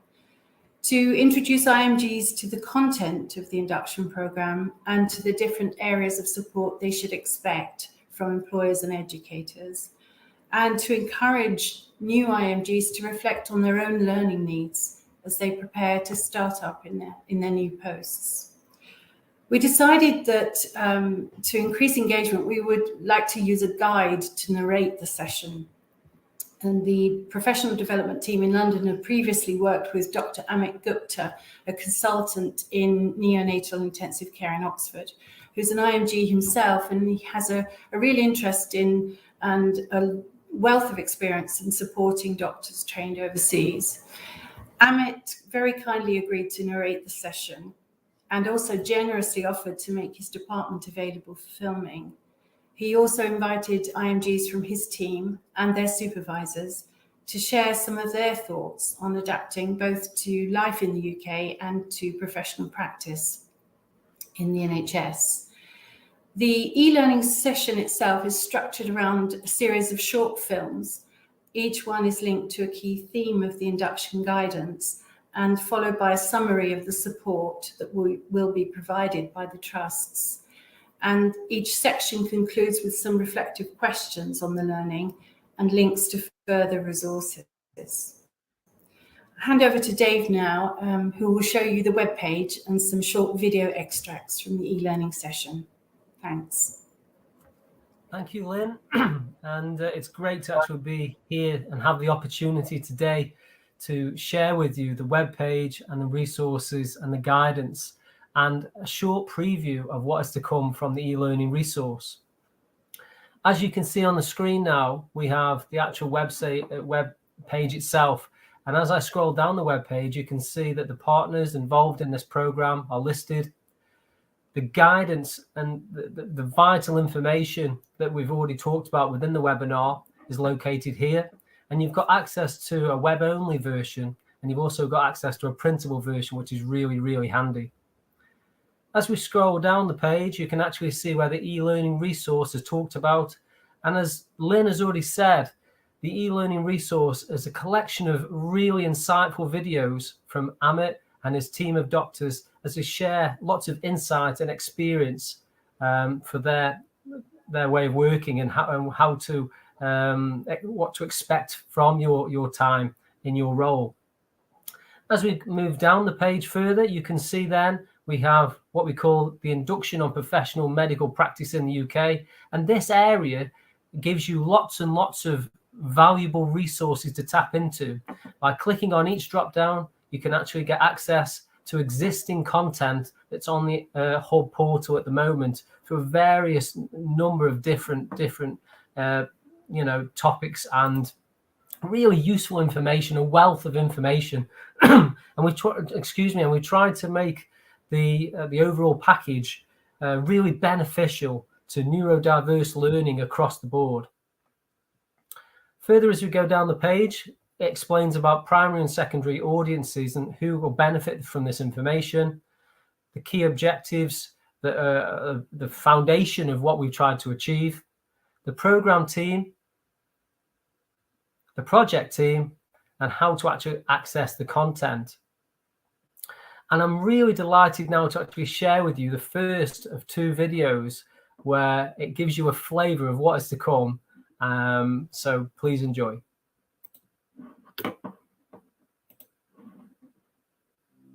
Doctors who first qualified overseas, or IMGs as they're sometimes called, represent around 30% of the medical workforce in the NHS. These doctors bring valuable expertise and diversity to the delivery of clinical care to the UK's multicultural population. Hello, my name is Amit Gupta, and I am here to introduce to you a new induction program for international medical graduates. I myself am an international graduate, and I came to the UK 22 years ago. I was back in 1998. Adapting to medical practice in the UK can be challenging for any doctor, regardless of where they were from and how experienced they are. Some of these challenges can be anticipated, but many may be unexpected and can be difficult to overcome without support. Mistakes and misunderstandings can easily happen. Research shows that unless IMGs experience a positive start in their new roles, there is likely to be an impact on their confidence, sense of inclusion, and prospects for career progression. Induction is vital if IMGs new to the UK are to understand clearly what they need to do and work effectively as NHS professionals. For these reasons, a new national induction program has been introduced to ensure that all IMGs are welcomed, valued, and supported as they move through UK clinical practice. Okay, that was the first of the 2 videos, and it is just to give you a flavour of what is to come. So I'm going to give you now the second video, which is the concluding message, or part of the concluding message to give you a flavour. There may be a significant contrast between your expectations of working as a doctor in the UK and the reality of the NHS working environment. We hope that this induction will provide the information and support you need to prepare for your move and to ensure a positive start that will build your confidence, encourage a sense of well-being and belonging for you and your family, and lead to a long, rewarding career. I mean, we love having trainees here. I think that's really important, that people know, to know that they're very, very welcome wherever they're coming from. My message to those who are planning to come here is that here the system is very open and helpful, and we do get the expected help. So after joining here, I'm more satisfied that I took the right decision, and I'm really happy I can say that. I'm enjoying quite a lot here, to be honest. There are a little challenges which I think everyone has, but yeah, apart from that, I think it has been great, and I'm completely loving it, to be honest. So I hope you found this induction program to be useful.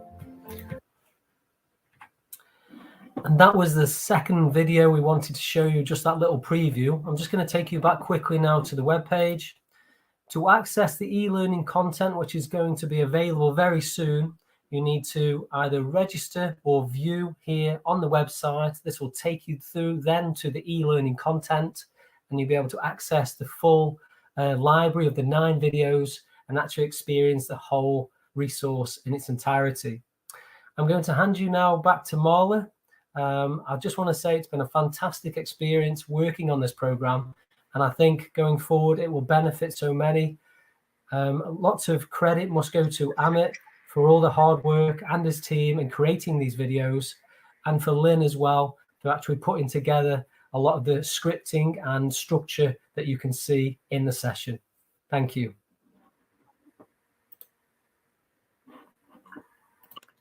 Dave and Lynn, that's absolutely fantastic, and I can't wait to take a better look, a more detailed look at this. It's the launch for us all, and none of us has actually had a proper look at this, and I just can't wait to do that. Thank you so much. That was really exciting. Now, quickly on to our second session.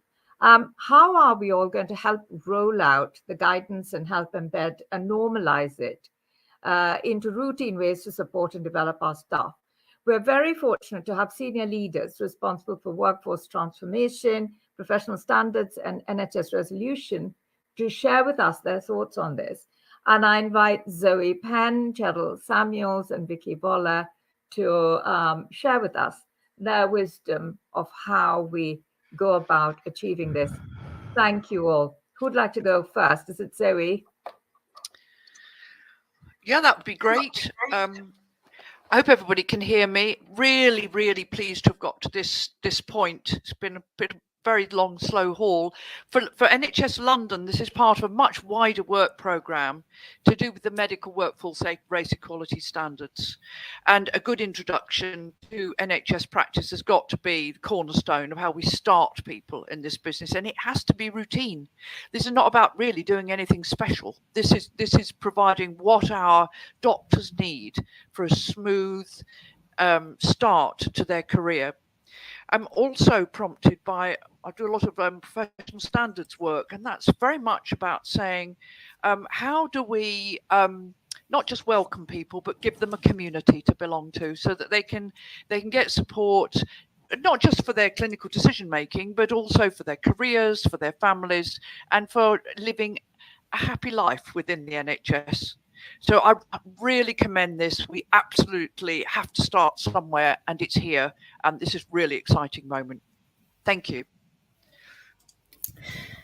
I think, so I'm Cheryl Samuels, Deputy Director of Workforce Transformation for London. I think this is just an amazing piece of work. The collaborative effort that we've pulled together has just been absolutely fantastic. And I think as influential line managers and leaders, we've got a real responsibility and a privilege in that we shape the experience of overseas doctors when they join our organisations. The IMG induction aligns with the aspirations and the collective ambition of the NHS leaders within our services. And we need to make sure that we're creating those compassionate and inclusive cultures that support our IMG doctors. This is our opportunity as a HR profession to come together with our PGME and clinical leaders to make this a reality and to ensure that it's consistently implemented and rolled out so that we actually improve the staff experience for those individuals and also enabling them to feel settled. And most importantly, we want them to reach their full potential because they're part of our system. Thank you. I'll hand you over. Thanks. NHS resolution exists to support the NHS when things go wrong, including incidents, disputes and concerns about performance. We do this through providing indemnity to the NHS for the risks involved in delivering healthcare services and by providing expert advice and support on the management of concerns about the performance of doctors. Our aim is to resolve issues fairly with support for the practitioner and whilst protecting patient safety. NHS Resolution will be supporting this induction by incorporating its principles into our advice to trusts. Our publication, Being Fair, outlines a consistent approach towards staff in relation to incidents and errors. It is somewhat inevitable that something will go wrong during everyone's time working in the NHS. From our work involving teams and individuals in difficulty, we recognise the importance of ensuring practitioners are well supported with robust induction during the early stages of their appointment to ensure they understand the clinical environment and what is expected of them. NHS Resolution is delighted to support this incredible induction programme to highlight to IMGs as a hugely valuable part of the workforce how you can access resources and support to help you when things go awry. Thank you. Thank you so much, Zoe, Cheryl, and Vicky. So now the question is, how are we all going to help? Induction is truly everyone's responsibility, and I'm absolutely delighted that we've been informed we have the formal support. And Sunny, I wonder whether you could show my slide 5, please. The next one. This is it. I've been delighted that we've been informed we have the formal support of the Federation of Ethnic Minority Healthcare Organizations on implementation. And what a privilege that the presidents of the 2 largest associations, the British Association of Physicians of Indian Origin, BAPIO, Dr. Ramesh Mehta, and the Medical Association of Nigerians across Great Britain, Dr. Chris Agbo, are here to confirm their support to this strategy. So over to you, Ramesh and Chris, please. Mala, thank you very much. It's a great pleasure. And may I start by congratulating Mala, congratulating you to have organized this absolutely brilliant induction program. As you said, this is the day of celebration. However, I must caution that although it's celebration, this is only the first step to ensure that these international medical graduates are looked after properly. It's not a brainer to say that if the staff is happy, the patients will be happy. We must ensure, and as Siobhan said, that these international medical graduates are not treated as pair of hands to do the clinical work and not looked after properly. Mala, I'm really pleased that you managed to get collaboration from almost all the stakeholders. But I think it's very important that the NHS employers and the trust accept this. And every single hospital and trust must use this platform to ensure that all the IMGs are properly inducted. So in this endeavor, I can assure you that my organization, the British Association of Physicians of Indian Origin, BAPIO, will provide full support. Thank you very much. Ramesh, thank you so much for that. A really wonderful message. Do we have Chris here at the event, please? Sunny, do we know if he's here? No, unfortunately, we're still waiting for Chris to join. Okay, I know he was overseas very recently, and it's possible that perhaps his flight has been delayed or some such thing. So we'll wait and see if he arrives. So we'll move on swiftly to the next bit. You know, as we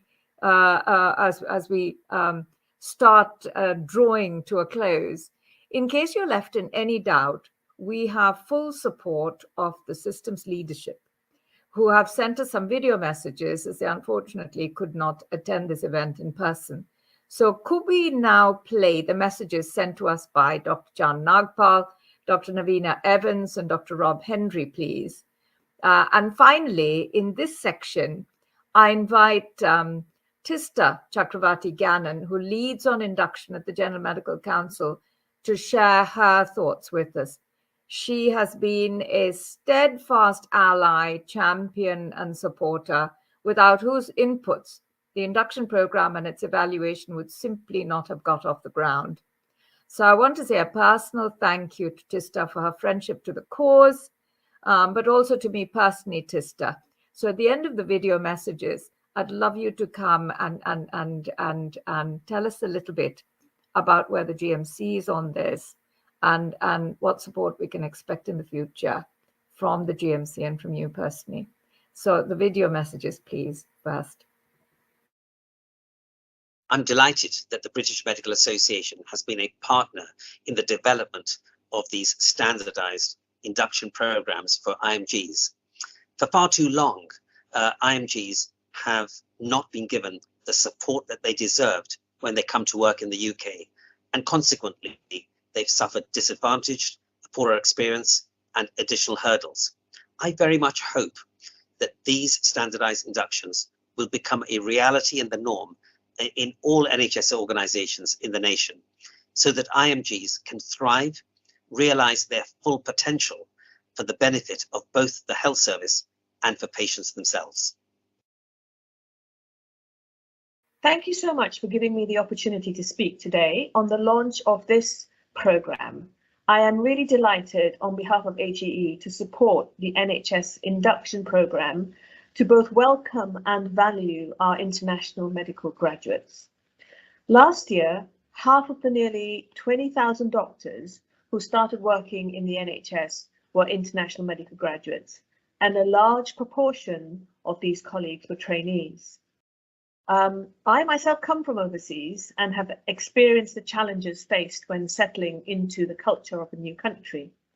I know firsthand that migration is challenging at the best of times, with its attendant transition of culture, climate, community, and it is made even more difficult when it involves working and training as a doctor in a different healthcare setting.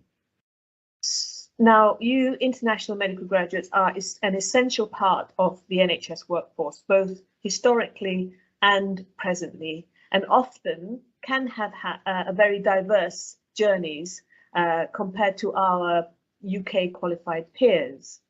Now, international medical graduates bring different perspectives, insights and skills, which the NHS wants to harness and embrace.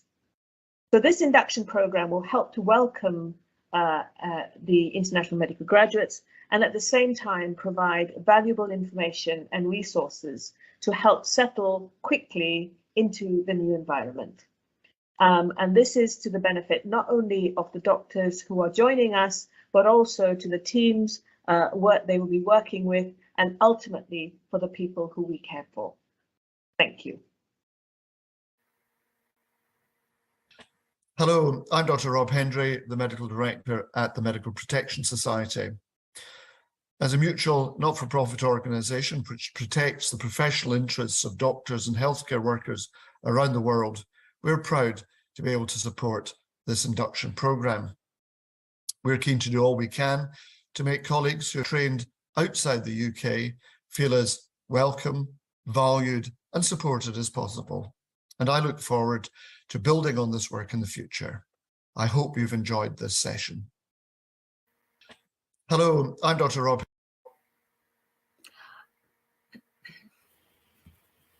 Hello, and Marla, thank you, although it would have been lovely to hear from Rob twice. Thank you so much for your kind introduction earlier, Marla. I know this has been it's been an absolute labour of love, and I've really valued working so closely with you. So I'm just going to say a few words because we're pretty much at time. At the GMC, to give that perspective, we have called for this induction way back in 2011, actually, because it was clear from our data, our research, that IMG colleagues aren't always welcome and valued, as we've heard today, that they are also at higher risk of referral. And of course, by not supporting our IMG colleagues, we're also not supporting patient safety. So given that lack of a standardised induction at the time, as some of you who are viewing today will be aware, we created our own programme, Welcome to UK Practice, which Steph mentioned earlier, and we'll continue to deliver that as part of the programme. But in our view, as many have said on the call today, it is absolutely incumbent that any employer recruiting IMG colleagues who bring so much, as we've heard, it is incumbent on you to support them through this type of induction. And that is our view at the GMC. We know, as Siobhan shared, that some IMGs don't even have their basic needs met. And I've started to think of it in terms of Maslow's hierarchy. You know, when we're not meeting needs such as basic accommodation, the roof over our heads, bank accounts, where to get food and shopping, the arm around the shoulder, as Partha said, when we're not meeting those needs, never mind the differences between the healthcare systems and medical practice. That's a huge gap. So to finish, I am absolutely delighted. We at the GMC are absolutely delighted that this has now launched. Delighted that it will be rolled out at exemplar sites, I believe, before an eventual national mandate, but also delighted that it is available to you now. Even if you aren't one of those formal exemplar sites for rollout, be an exemplar anyway. As Rochelle said, you don't have to wait. So be that exemplar now. Please pick this up and please support your IMGs. Thank you. Tista, that's absolutely fantastic. Thank you so much. Now, our speakers have been absolutely fabulous with timekeeping, and I really am so grateful. However, that said, we've had a slippage of maybe about 3 or 4 minutes, and that does mean, as I feared, we've no time for questions. But I want to promise all our attendees that we will collect the questions and feedback and comments. We'll curate them. We will get the answers for you, and I promise you we will put them on our Ethnicity and Health Unit web link. So I'm not going to take any questions now, but draw this to a close. So Sunny, may I have my 6th slide, please, if I may? Thank you so much. And as Tista said, and several before her, this is literally just the beginning. What a fabulous launch event it's been, but this is truly just the beginning, because implementing and embedding this induction into employment and training practice are going to require ongoing collaboration over many months and years. And of course, it'll require more in-depth evaluation of the induction as a whole, as well as particular aspects, as Tista said, in those exemplar sites, perhaps, needed to see which bits work most effectively, which bits offer best value for money. So it'll have to build on the preliminary evaluation that we have done.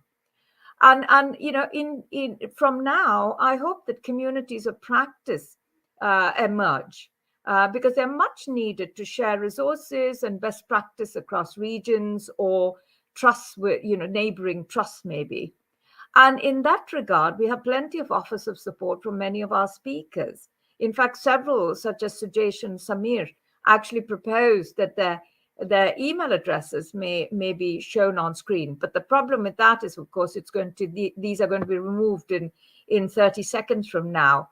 We will post those on the Ethnicity and Health Unit website, and you can take a look at which of our speakers offer you support going into the future. Next slide, please, Sunny. So now, this is it. I'm going to leave you with something that Maya Angelou, that amazing writer, poet, and civil rights activist once said. I've learned that people will forget what you said, people will forget what you did, but people will never forget how you made them feel. So please, friends, I mean, my plea to you is go out there and be kind, treat people as you would have them treat you. Because that's, as Tista said, pointed out, you know, it allows them to, the IMGs, to achieve their full potential, and that's good for them, it's good for us, and above all, it's good for our patients and the public. Thank you so much for joining us today. Thank you.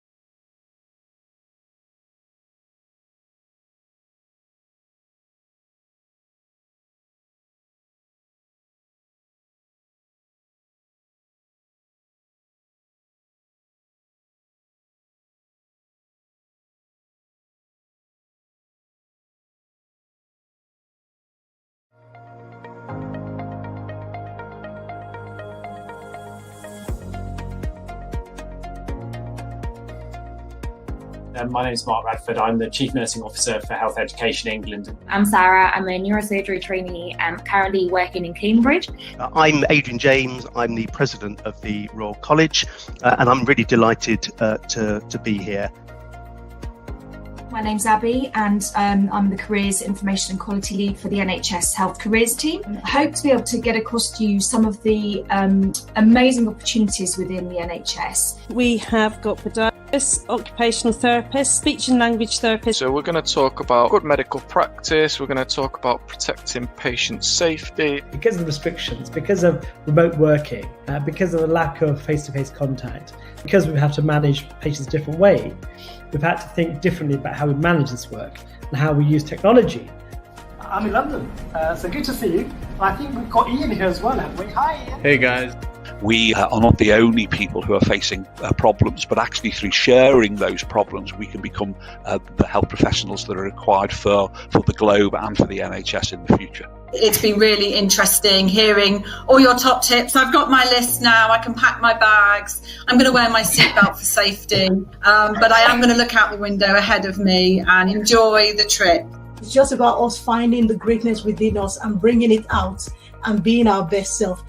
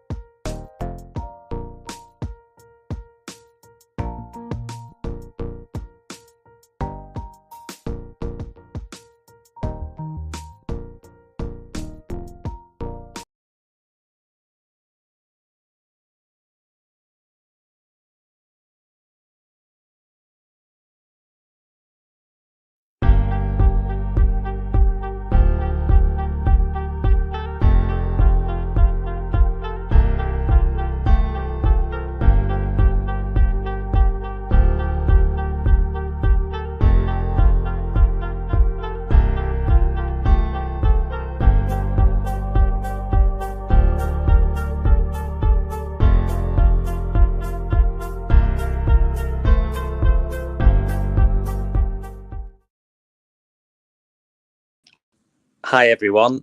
I hope you can all hear me, and apologies for the delay. My name's Dr. Tim Al-Namani. I'm a psychiatrist working in Manchester. And thanks to Health Careers Live for inviting me to speak today. The title of the talk is Living Your Best Life as a Caregiver. So I guess I'm here today really to talk about the service that I work for, but and I've got about half an hour, I think, and then 15 minutes for Q&A, which I'd welcome from you all. I was lucky enough to see Tista's talk earlier on, and I was reflecting on the contribution that international medical graduates have made in my specialty in psychiatry, and I've worked in mental health for nearly 30 years now. But I want to talk to you about an exciting service that's supporting students, including healthcare students, which opened its doors 3 years ago, and I was lucky enough to join them just a few months after they opened. So the name of our service is the Greater Manchester University Mental Health Service, and this talk basically distills some of the learning that we've gained from the time that the service has had its doors open. And it's a unique service. It's the only one of its kind in the country, and it's gained lots of interest nationally. So I hope to give you a little bit of background about the service and why it came into being, a little bit about the numbers of students that we've been seeing and the types of problems that they come with. And obviously, I'll be happy to answer any questions you have at all. I know today, obviously, it's the focus on both healthcare undergraduates and graduates. So, as I say, I'd be happy to take any questions at the end. So I'm hoping Sonny and his team have got access to the slides. So if you can move on from the background slide to the next one, please. So in Manchester, Manchester has one of the highest student populations in Western Europe in terms of density, and there's over 120,000 students living in Greater Manchester. One of the big changes over the last 20 years or more is the proportion of young adults attending university, and it's currently over 50%. Which obviously greater numbers, fantastic, accessing education, a wide variety of backgrounds. So there's a real diverse population that are able to access degree courses. And this group, as well as being diverse and a young population, university itself is a time of transition. It should be a joyful experience. It's a time of gaining one's independence, and those of and going through university is meant to be a great stepping stone in one's life, and it brings on its own stresses and vulnerabilities. Of course, people coming to university may already have pre-existing mental health problems.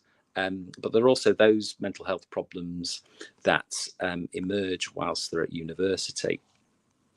Now, of importance, of course, is the great number of international students that we have here in Manchester. And again, they have their own unique needs because of the range of countries, diverse cultures that they come from, and understanding of mental health. And also they come from different healthcare systems and ways of accessing services. And also there's a smaller but also important group of mature students and postgraduate students as well. One of the issues in Manchester, and it's happens across the country, of course, in other cities, is accessing help, particularly mainstream adult NHS services. So next slide, please.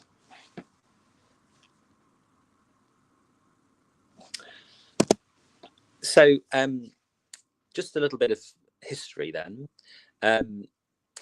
So Greater Manchester, there was an event called Devolution that occurred in 2016, whereby Greater Manchester took over the funding for health and social care, and since then further funds have moved from central government into Greater Manchester to serve the community across the board, you know, sort of, for example, transport, education, etc. So and this created opportunities, really, and in June 2017, with the rising numbers of students presenting with mental health problems in their universities to their counselling services, who were becoming overwhelmed with the number and variety and complexity, and particularly risk as well. And I mentioned before about accessing services was a real issue. So there was a summit attended by some of the main stakeholders in Manchester, including the University of Manchester, Manchester Metropolitan University, the Royal Northern College of Music, Salford University and Bolton University, alongside the Greater Manchester NHS and third sector partners, to see what could be done to help improve student access to mental health support. And just to, if you want to have a read through these bullet points, but a care pathway was developed to emphasise good prevention and mental health resilience, to improve access to assessments and treatments for students with mental health problems, also to integrate existing good practice with new provision, to create a uniform screening and assessment process. Interestingly, they said establish a clear referral criteria. Well, actually, the only referral criteria are that a person is a student at one of those institutions. That's where we differ from other services where there are often quite a number of criteria for access. There was a spirit of co-working, and that continues to this day, working collaboratively with the universities and our partners in the counselling services. And clearly we need to provide clinically effective treatments, and then discharging, signposting to either ongoing help or ways of other resources that the student could access. So next slide, please. So as I've already said about the high levels of mental health problems and risk in the local student population, and I've already mentioned about the collaboration between the NHS and the universities, and also I didn't mention is the local mental health trust which I work for, the Greater Manchester Mental Health Foundation Trust, who provided the staff. Originally, there was some money also provided to one of our very important third sector partners called 42nd Street, provide counselling support services for young people.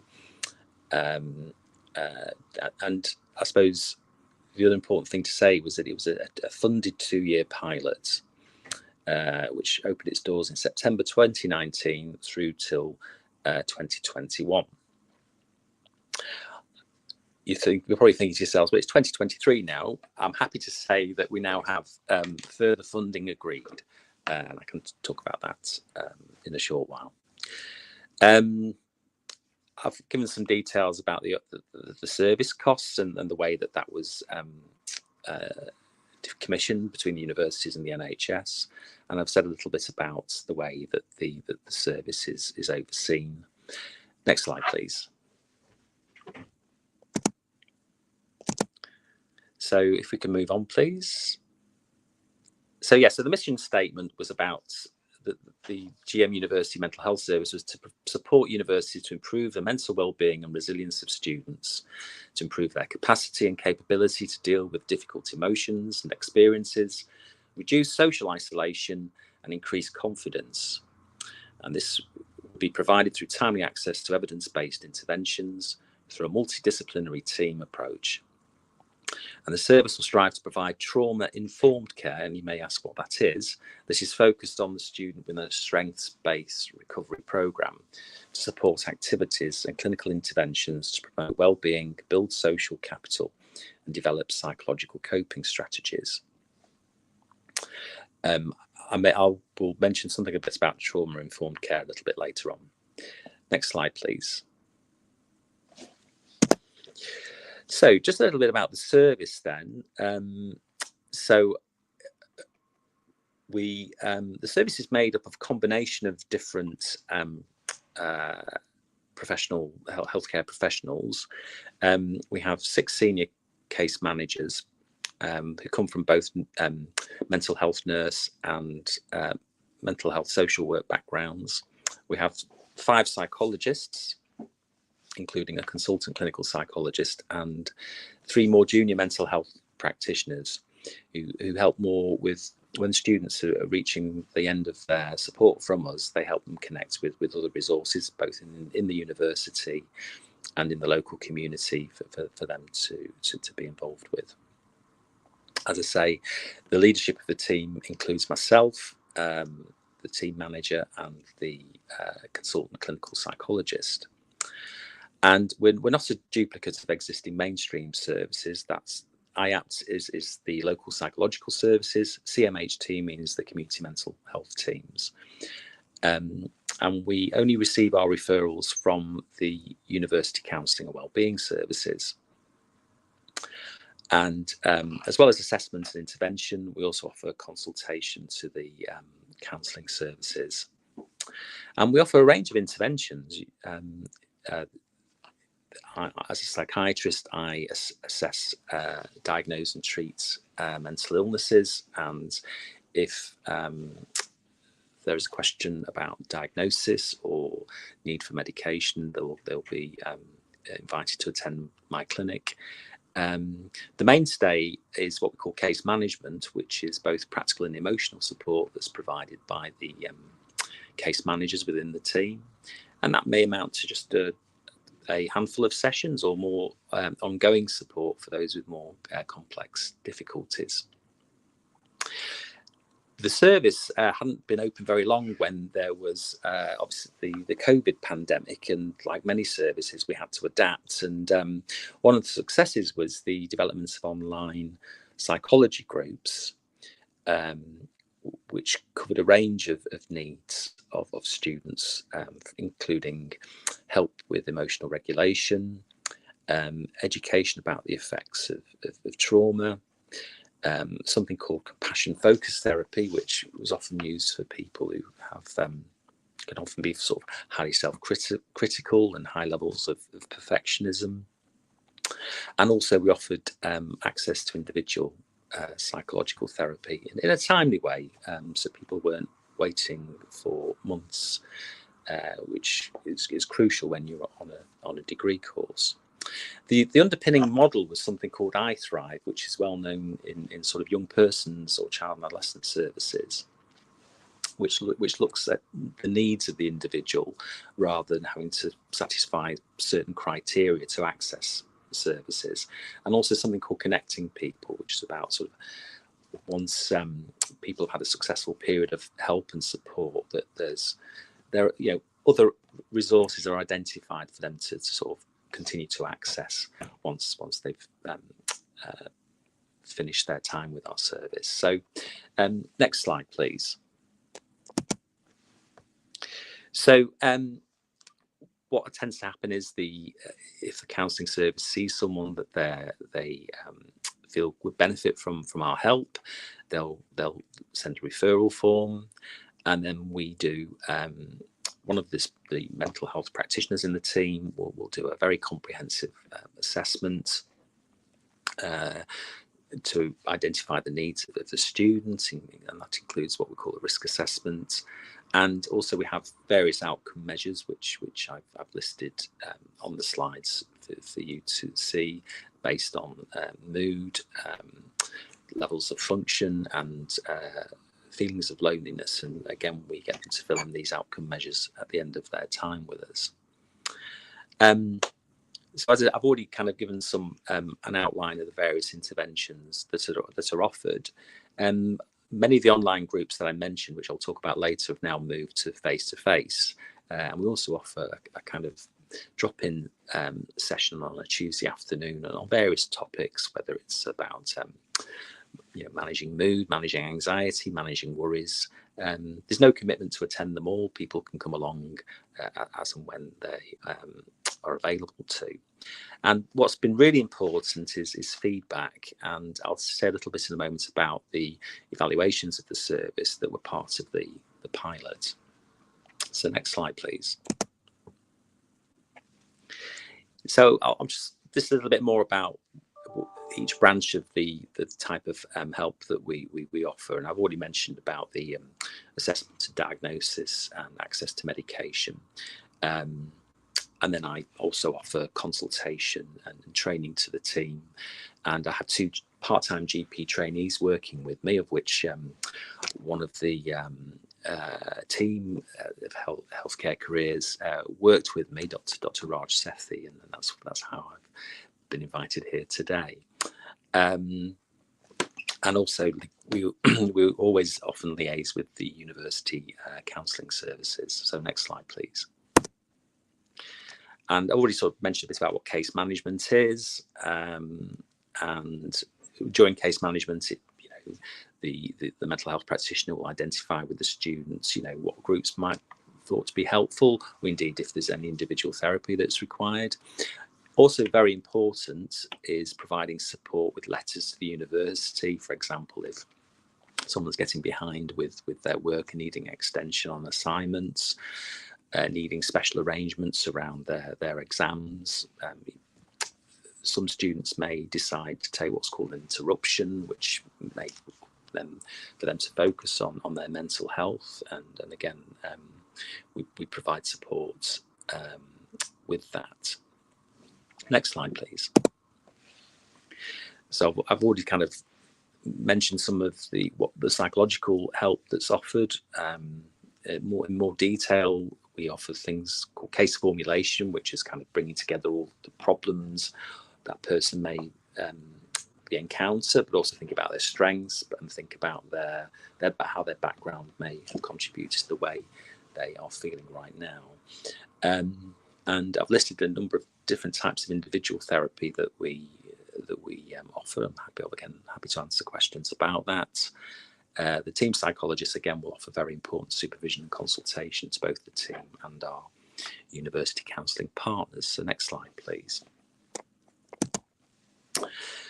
So these are old slides. So online groups should now say face-to-face groups, but as I mentioned, we have the emotional regulation group, the building compassion or compassion focused therapy group, the trauma group. Again, as I say, it talks about the effects of trauma and what you can do about it. And often people who attend this group are suffering from symptoms of what we call post-traumatic stress disorder and related problems.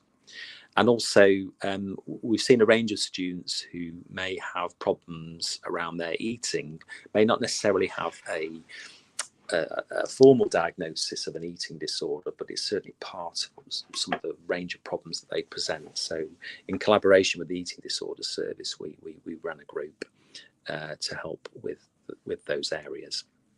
Next slide, please. Perhaps I'll skip over the clinical governance side. As I say, this talk was for a wide range of an audience. So perhaps I'll tell you a bit more about the activity since we've opened our doors, which I'm sure will be of interest. So up until the end of February, I've got some data that we've seen, over 1,250 students from the 5 institutions that we serve, and just in terms of sizes, the University of Manchester is the largest institution. That's over about 44,000 students, I think it has. Manchester Metropolitan is the next largest university. I think that's about 38,000. And then at Salford University, there's about 15,000 students. And I think there's between 6,000 and 8,000 students at Bolton. And the Royal Northern College of Music has approximately 800 students. So, and very different in terms of makeup of students as well. Whereas Salford and Bolton may have more possibly more sort of home-based students within the Greater Manchester area or from the northwest, whereas the University of Manchester, has a much more diverse range of students coming from overseas and all across the country, so that adds to the kind of variety of problems, needs, and backgrounds that we see. We try and see people in a timely way. We're not an urgent service. If someone's needing urgent help, then there are crisis services within Manchester they can access. And we're currently averaging about 30 referrals a month. And the average age, unsurprisingly, is 21 and a half. I think the oldest student we've supported has been 66, and the youngest is 17. So that gives you an idea of the kind of range of ages that we see. And problems. The vast majority of students we see are female, 76%. We're wondering about how we can sort of help access more male students. So that's an area that we're trying to focus on. And then there's a proportion, 14%, that identify as non-binary. And that's a significant group. So next slide, please. So this gives you a kind of a flavour of the proportion of students that are being referred from each of the institutions, and unsurprisingly, it reflects the relative population sizes of the different universities. Next slide, please. This rather busy slide just gives you an idea of the referrals, and I suppose just to summarise really is that the majority of our referrals will come between September and December, and then there's probably a smaller increase in referrals around the Easter period as well. And then unsurprisingly, as we get towards graduation, May, June time, the referrals will tail off. But we continue to get referrals throughout the year. Next slide, please. So what are the students seeking help for, you may ask? And over the time that we've been in operation, we've seen a wide range of issues. Often the students that come to see us have very complex histories, and often relating to past experiences in trauma when they were growing up, and possibly more recently as well, both in adulthood and since they've been at university. I've mentioned attachment issues. That's where perhaps there's been disruption in the caregivers within the family units. Obviously, people come from a wide range of different types of arrangements for giving care, and there may be a proportion who may have had experiences of being looked after or in the care system. Also, we've again encountered problems with substance misuse and risk. And what I mean by risk is usually around risk of self-harm or thoughts of suicide. As I say, we tend to see the students that the universities are generally the most concerned about needing our type of help. And also problems with mood. I say here, emotional regulation problems are very common. And as people come to university, of course, they're away from their usual support networks. their usual friends, and trying to find their feet can often be very difficult, and that can often lead to sort of interpersonal problems, which can then compound feelings if they've got low mood or anxiety. Next slide, please. So this rather busy pie chart gives you some indication of the types of problems that people get referred with. Now, you may see that quite a number of the students we see have had past adverse experiences in both childhood and adulthood, and the types of them I've listed around the pie chart. Also, a significant proportion of people that we're seeing have neurodiverse problems, that's adult attention deficit disorder and autism. And we're also diagnosing a significant proportion of students with these disorders as well, which become more apparent when, as I say, when they move to Manchester and having to live and study independently, and having neurodiversity in itself can create challenges which come to the fore when they arrive as students here.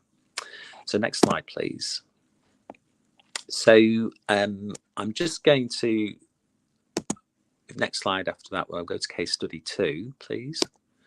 So just to give you a flavour of the types of, I won't dwell too long, but just a flavour of the sorts of problems that we might see. So so we saw for example, student B. These are anonymised examples. So for example, student B is a 22-year-old white British female, third-year undergraduate, referred with low mood.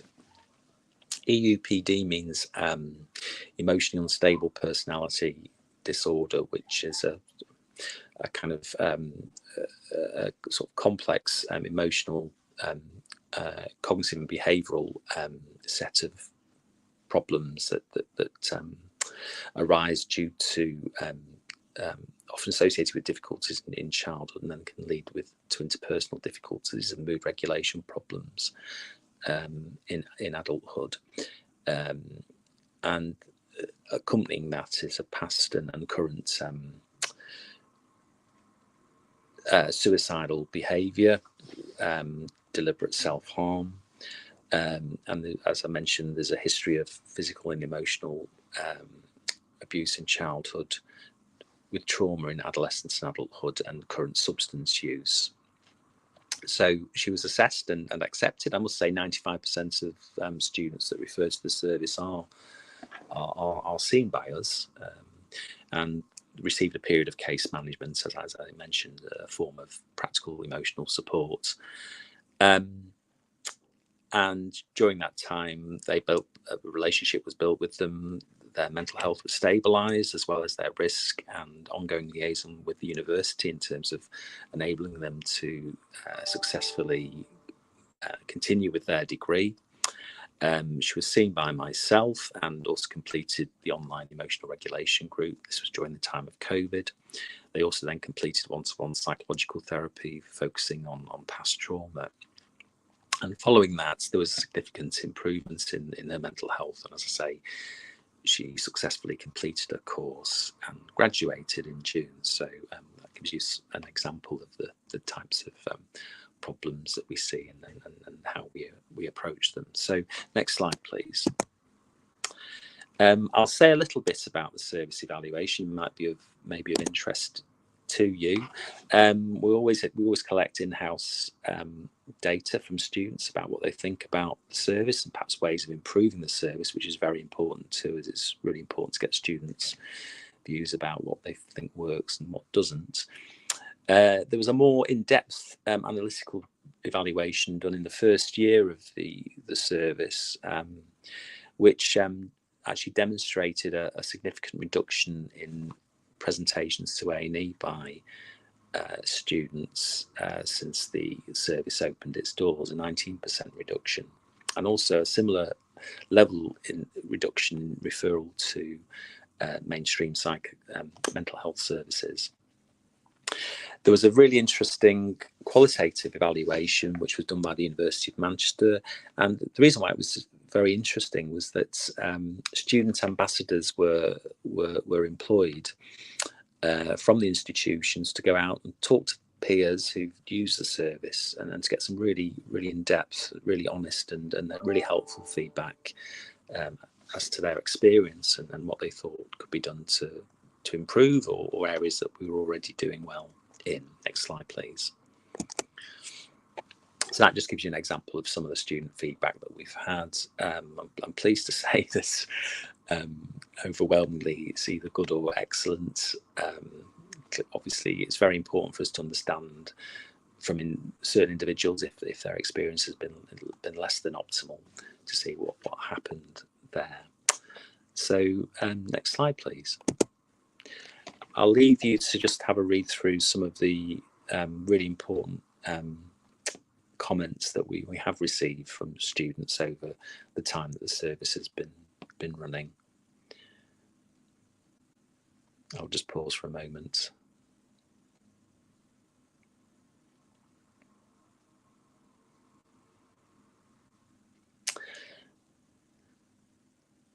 And if we can move on then, please.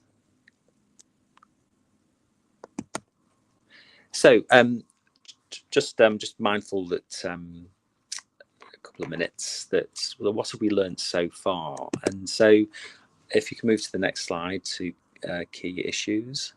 So there's a high demand on the service, as I say. In fact, when we looked at referrals in February, it was 50% higher than referrals we had in the previous February. We've also seen very high levels of complexity. The DID in capitals refers to a diagnosis called dissociative identity disorder, which is kind of a severe sort of response to trauma, actually, and it's meant to be rare, but we have seen some individual cases amongst the students that we see. We've also noticed sort of high levels of fluctuating risk in the student population. Also, in terms of what next for people once they've been, had treatments and support in our service, obviously very important to think about ongoing resources and help. As I say, in terms of re-referrals to our services is very low. I don't have the figures, but once people move on, they continue to flourish. Though there are a smaller number of students that we do have to refer on to more mainstream services within the area. What I mean by that is services like the eating disorder service, for example. We've been able to build strong links with the universities that we serve.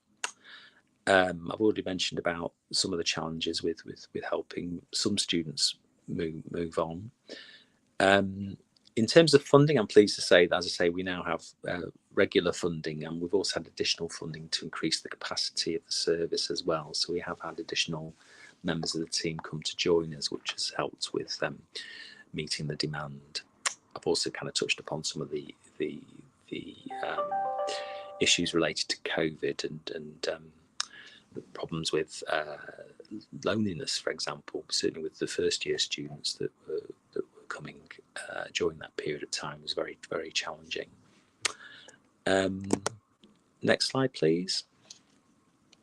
So as I say, ones that might be of interest. So yeah, trauma informed is about sort of thinking about the way that you your environment and the way that you organize your service to help support people who've had experiences of traumas. That's an ongoing kind of evaluation that we're doing of our own service to see how we can best meet the needs of this group. I've already mentioned about underrepresented groups, so both males and people from certain ethnic minorities. it's really important, I think, to get the student voice involved in terms of the way our service develops. So that's something that we're focusing on. And also how we support our students with neurodiversity, so that's ADHD and autism and problems with accessing. So we don't usually diagnose. We can make provisional diagnoses, but at the moment we have to refer people on for specialist assessments, and this can take many months, which again is a real challenge for students, you know, here for 3 years and having to wait up to 18 months or longer for these types of assessments. Happily, because we can make a provisional diagnosis, it means they can access specific adjustments that will help support them in their courses. And I'd like to say we're very active in research trials as well. And MIST was a research trial looking at how to reduce suicidal thinking in people, and which we were able to recruit to. And I think actually that's it. I've mentioned a bit about the trauma-informed approach. So, and it's now 12:47. So I'm happy to take any questions. As I say, it can be either about the service or just about working in mental health. I think someone has just asked me, how can I be a SAS psychiatrist? As I say, I don't know your background, but usually if you've completed your sort of foundation years, one would normally expect a SAS psychiatrist to have had sort of 3 years post-foundation psychiatry training. So the usual route really is for people to do enter CT training. Though some trusts do employ doctors locally, not as a non-training grades, and you can build your experience up that way. But it's usually about 3 years of experience would normally be required. I don't know if there are any other questions. Someone's just put, can I work with Tista and Tim for my elective at the GMC or GM? Yeah, I'm obviously happy to. The Health Careers team, if you wanted to share my professional email with people wanting to make contact if they're interested in opportunities, then I'm happy to look at that.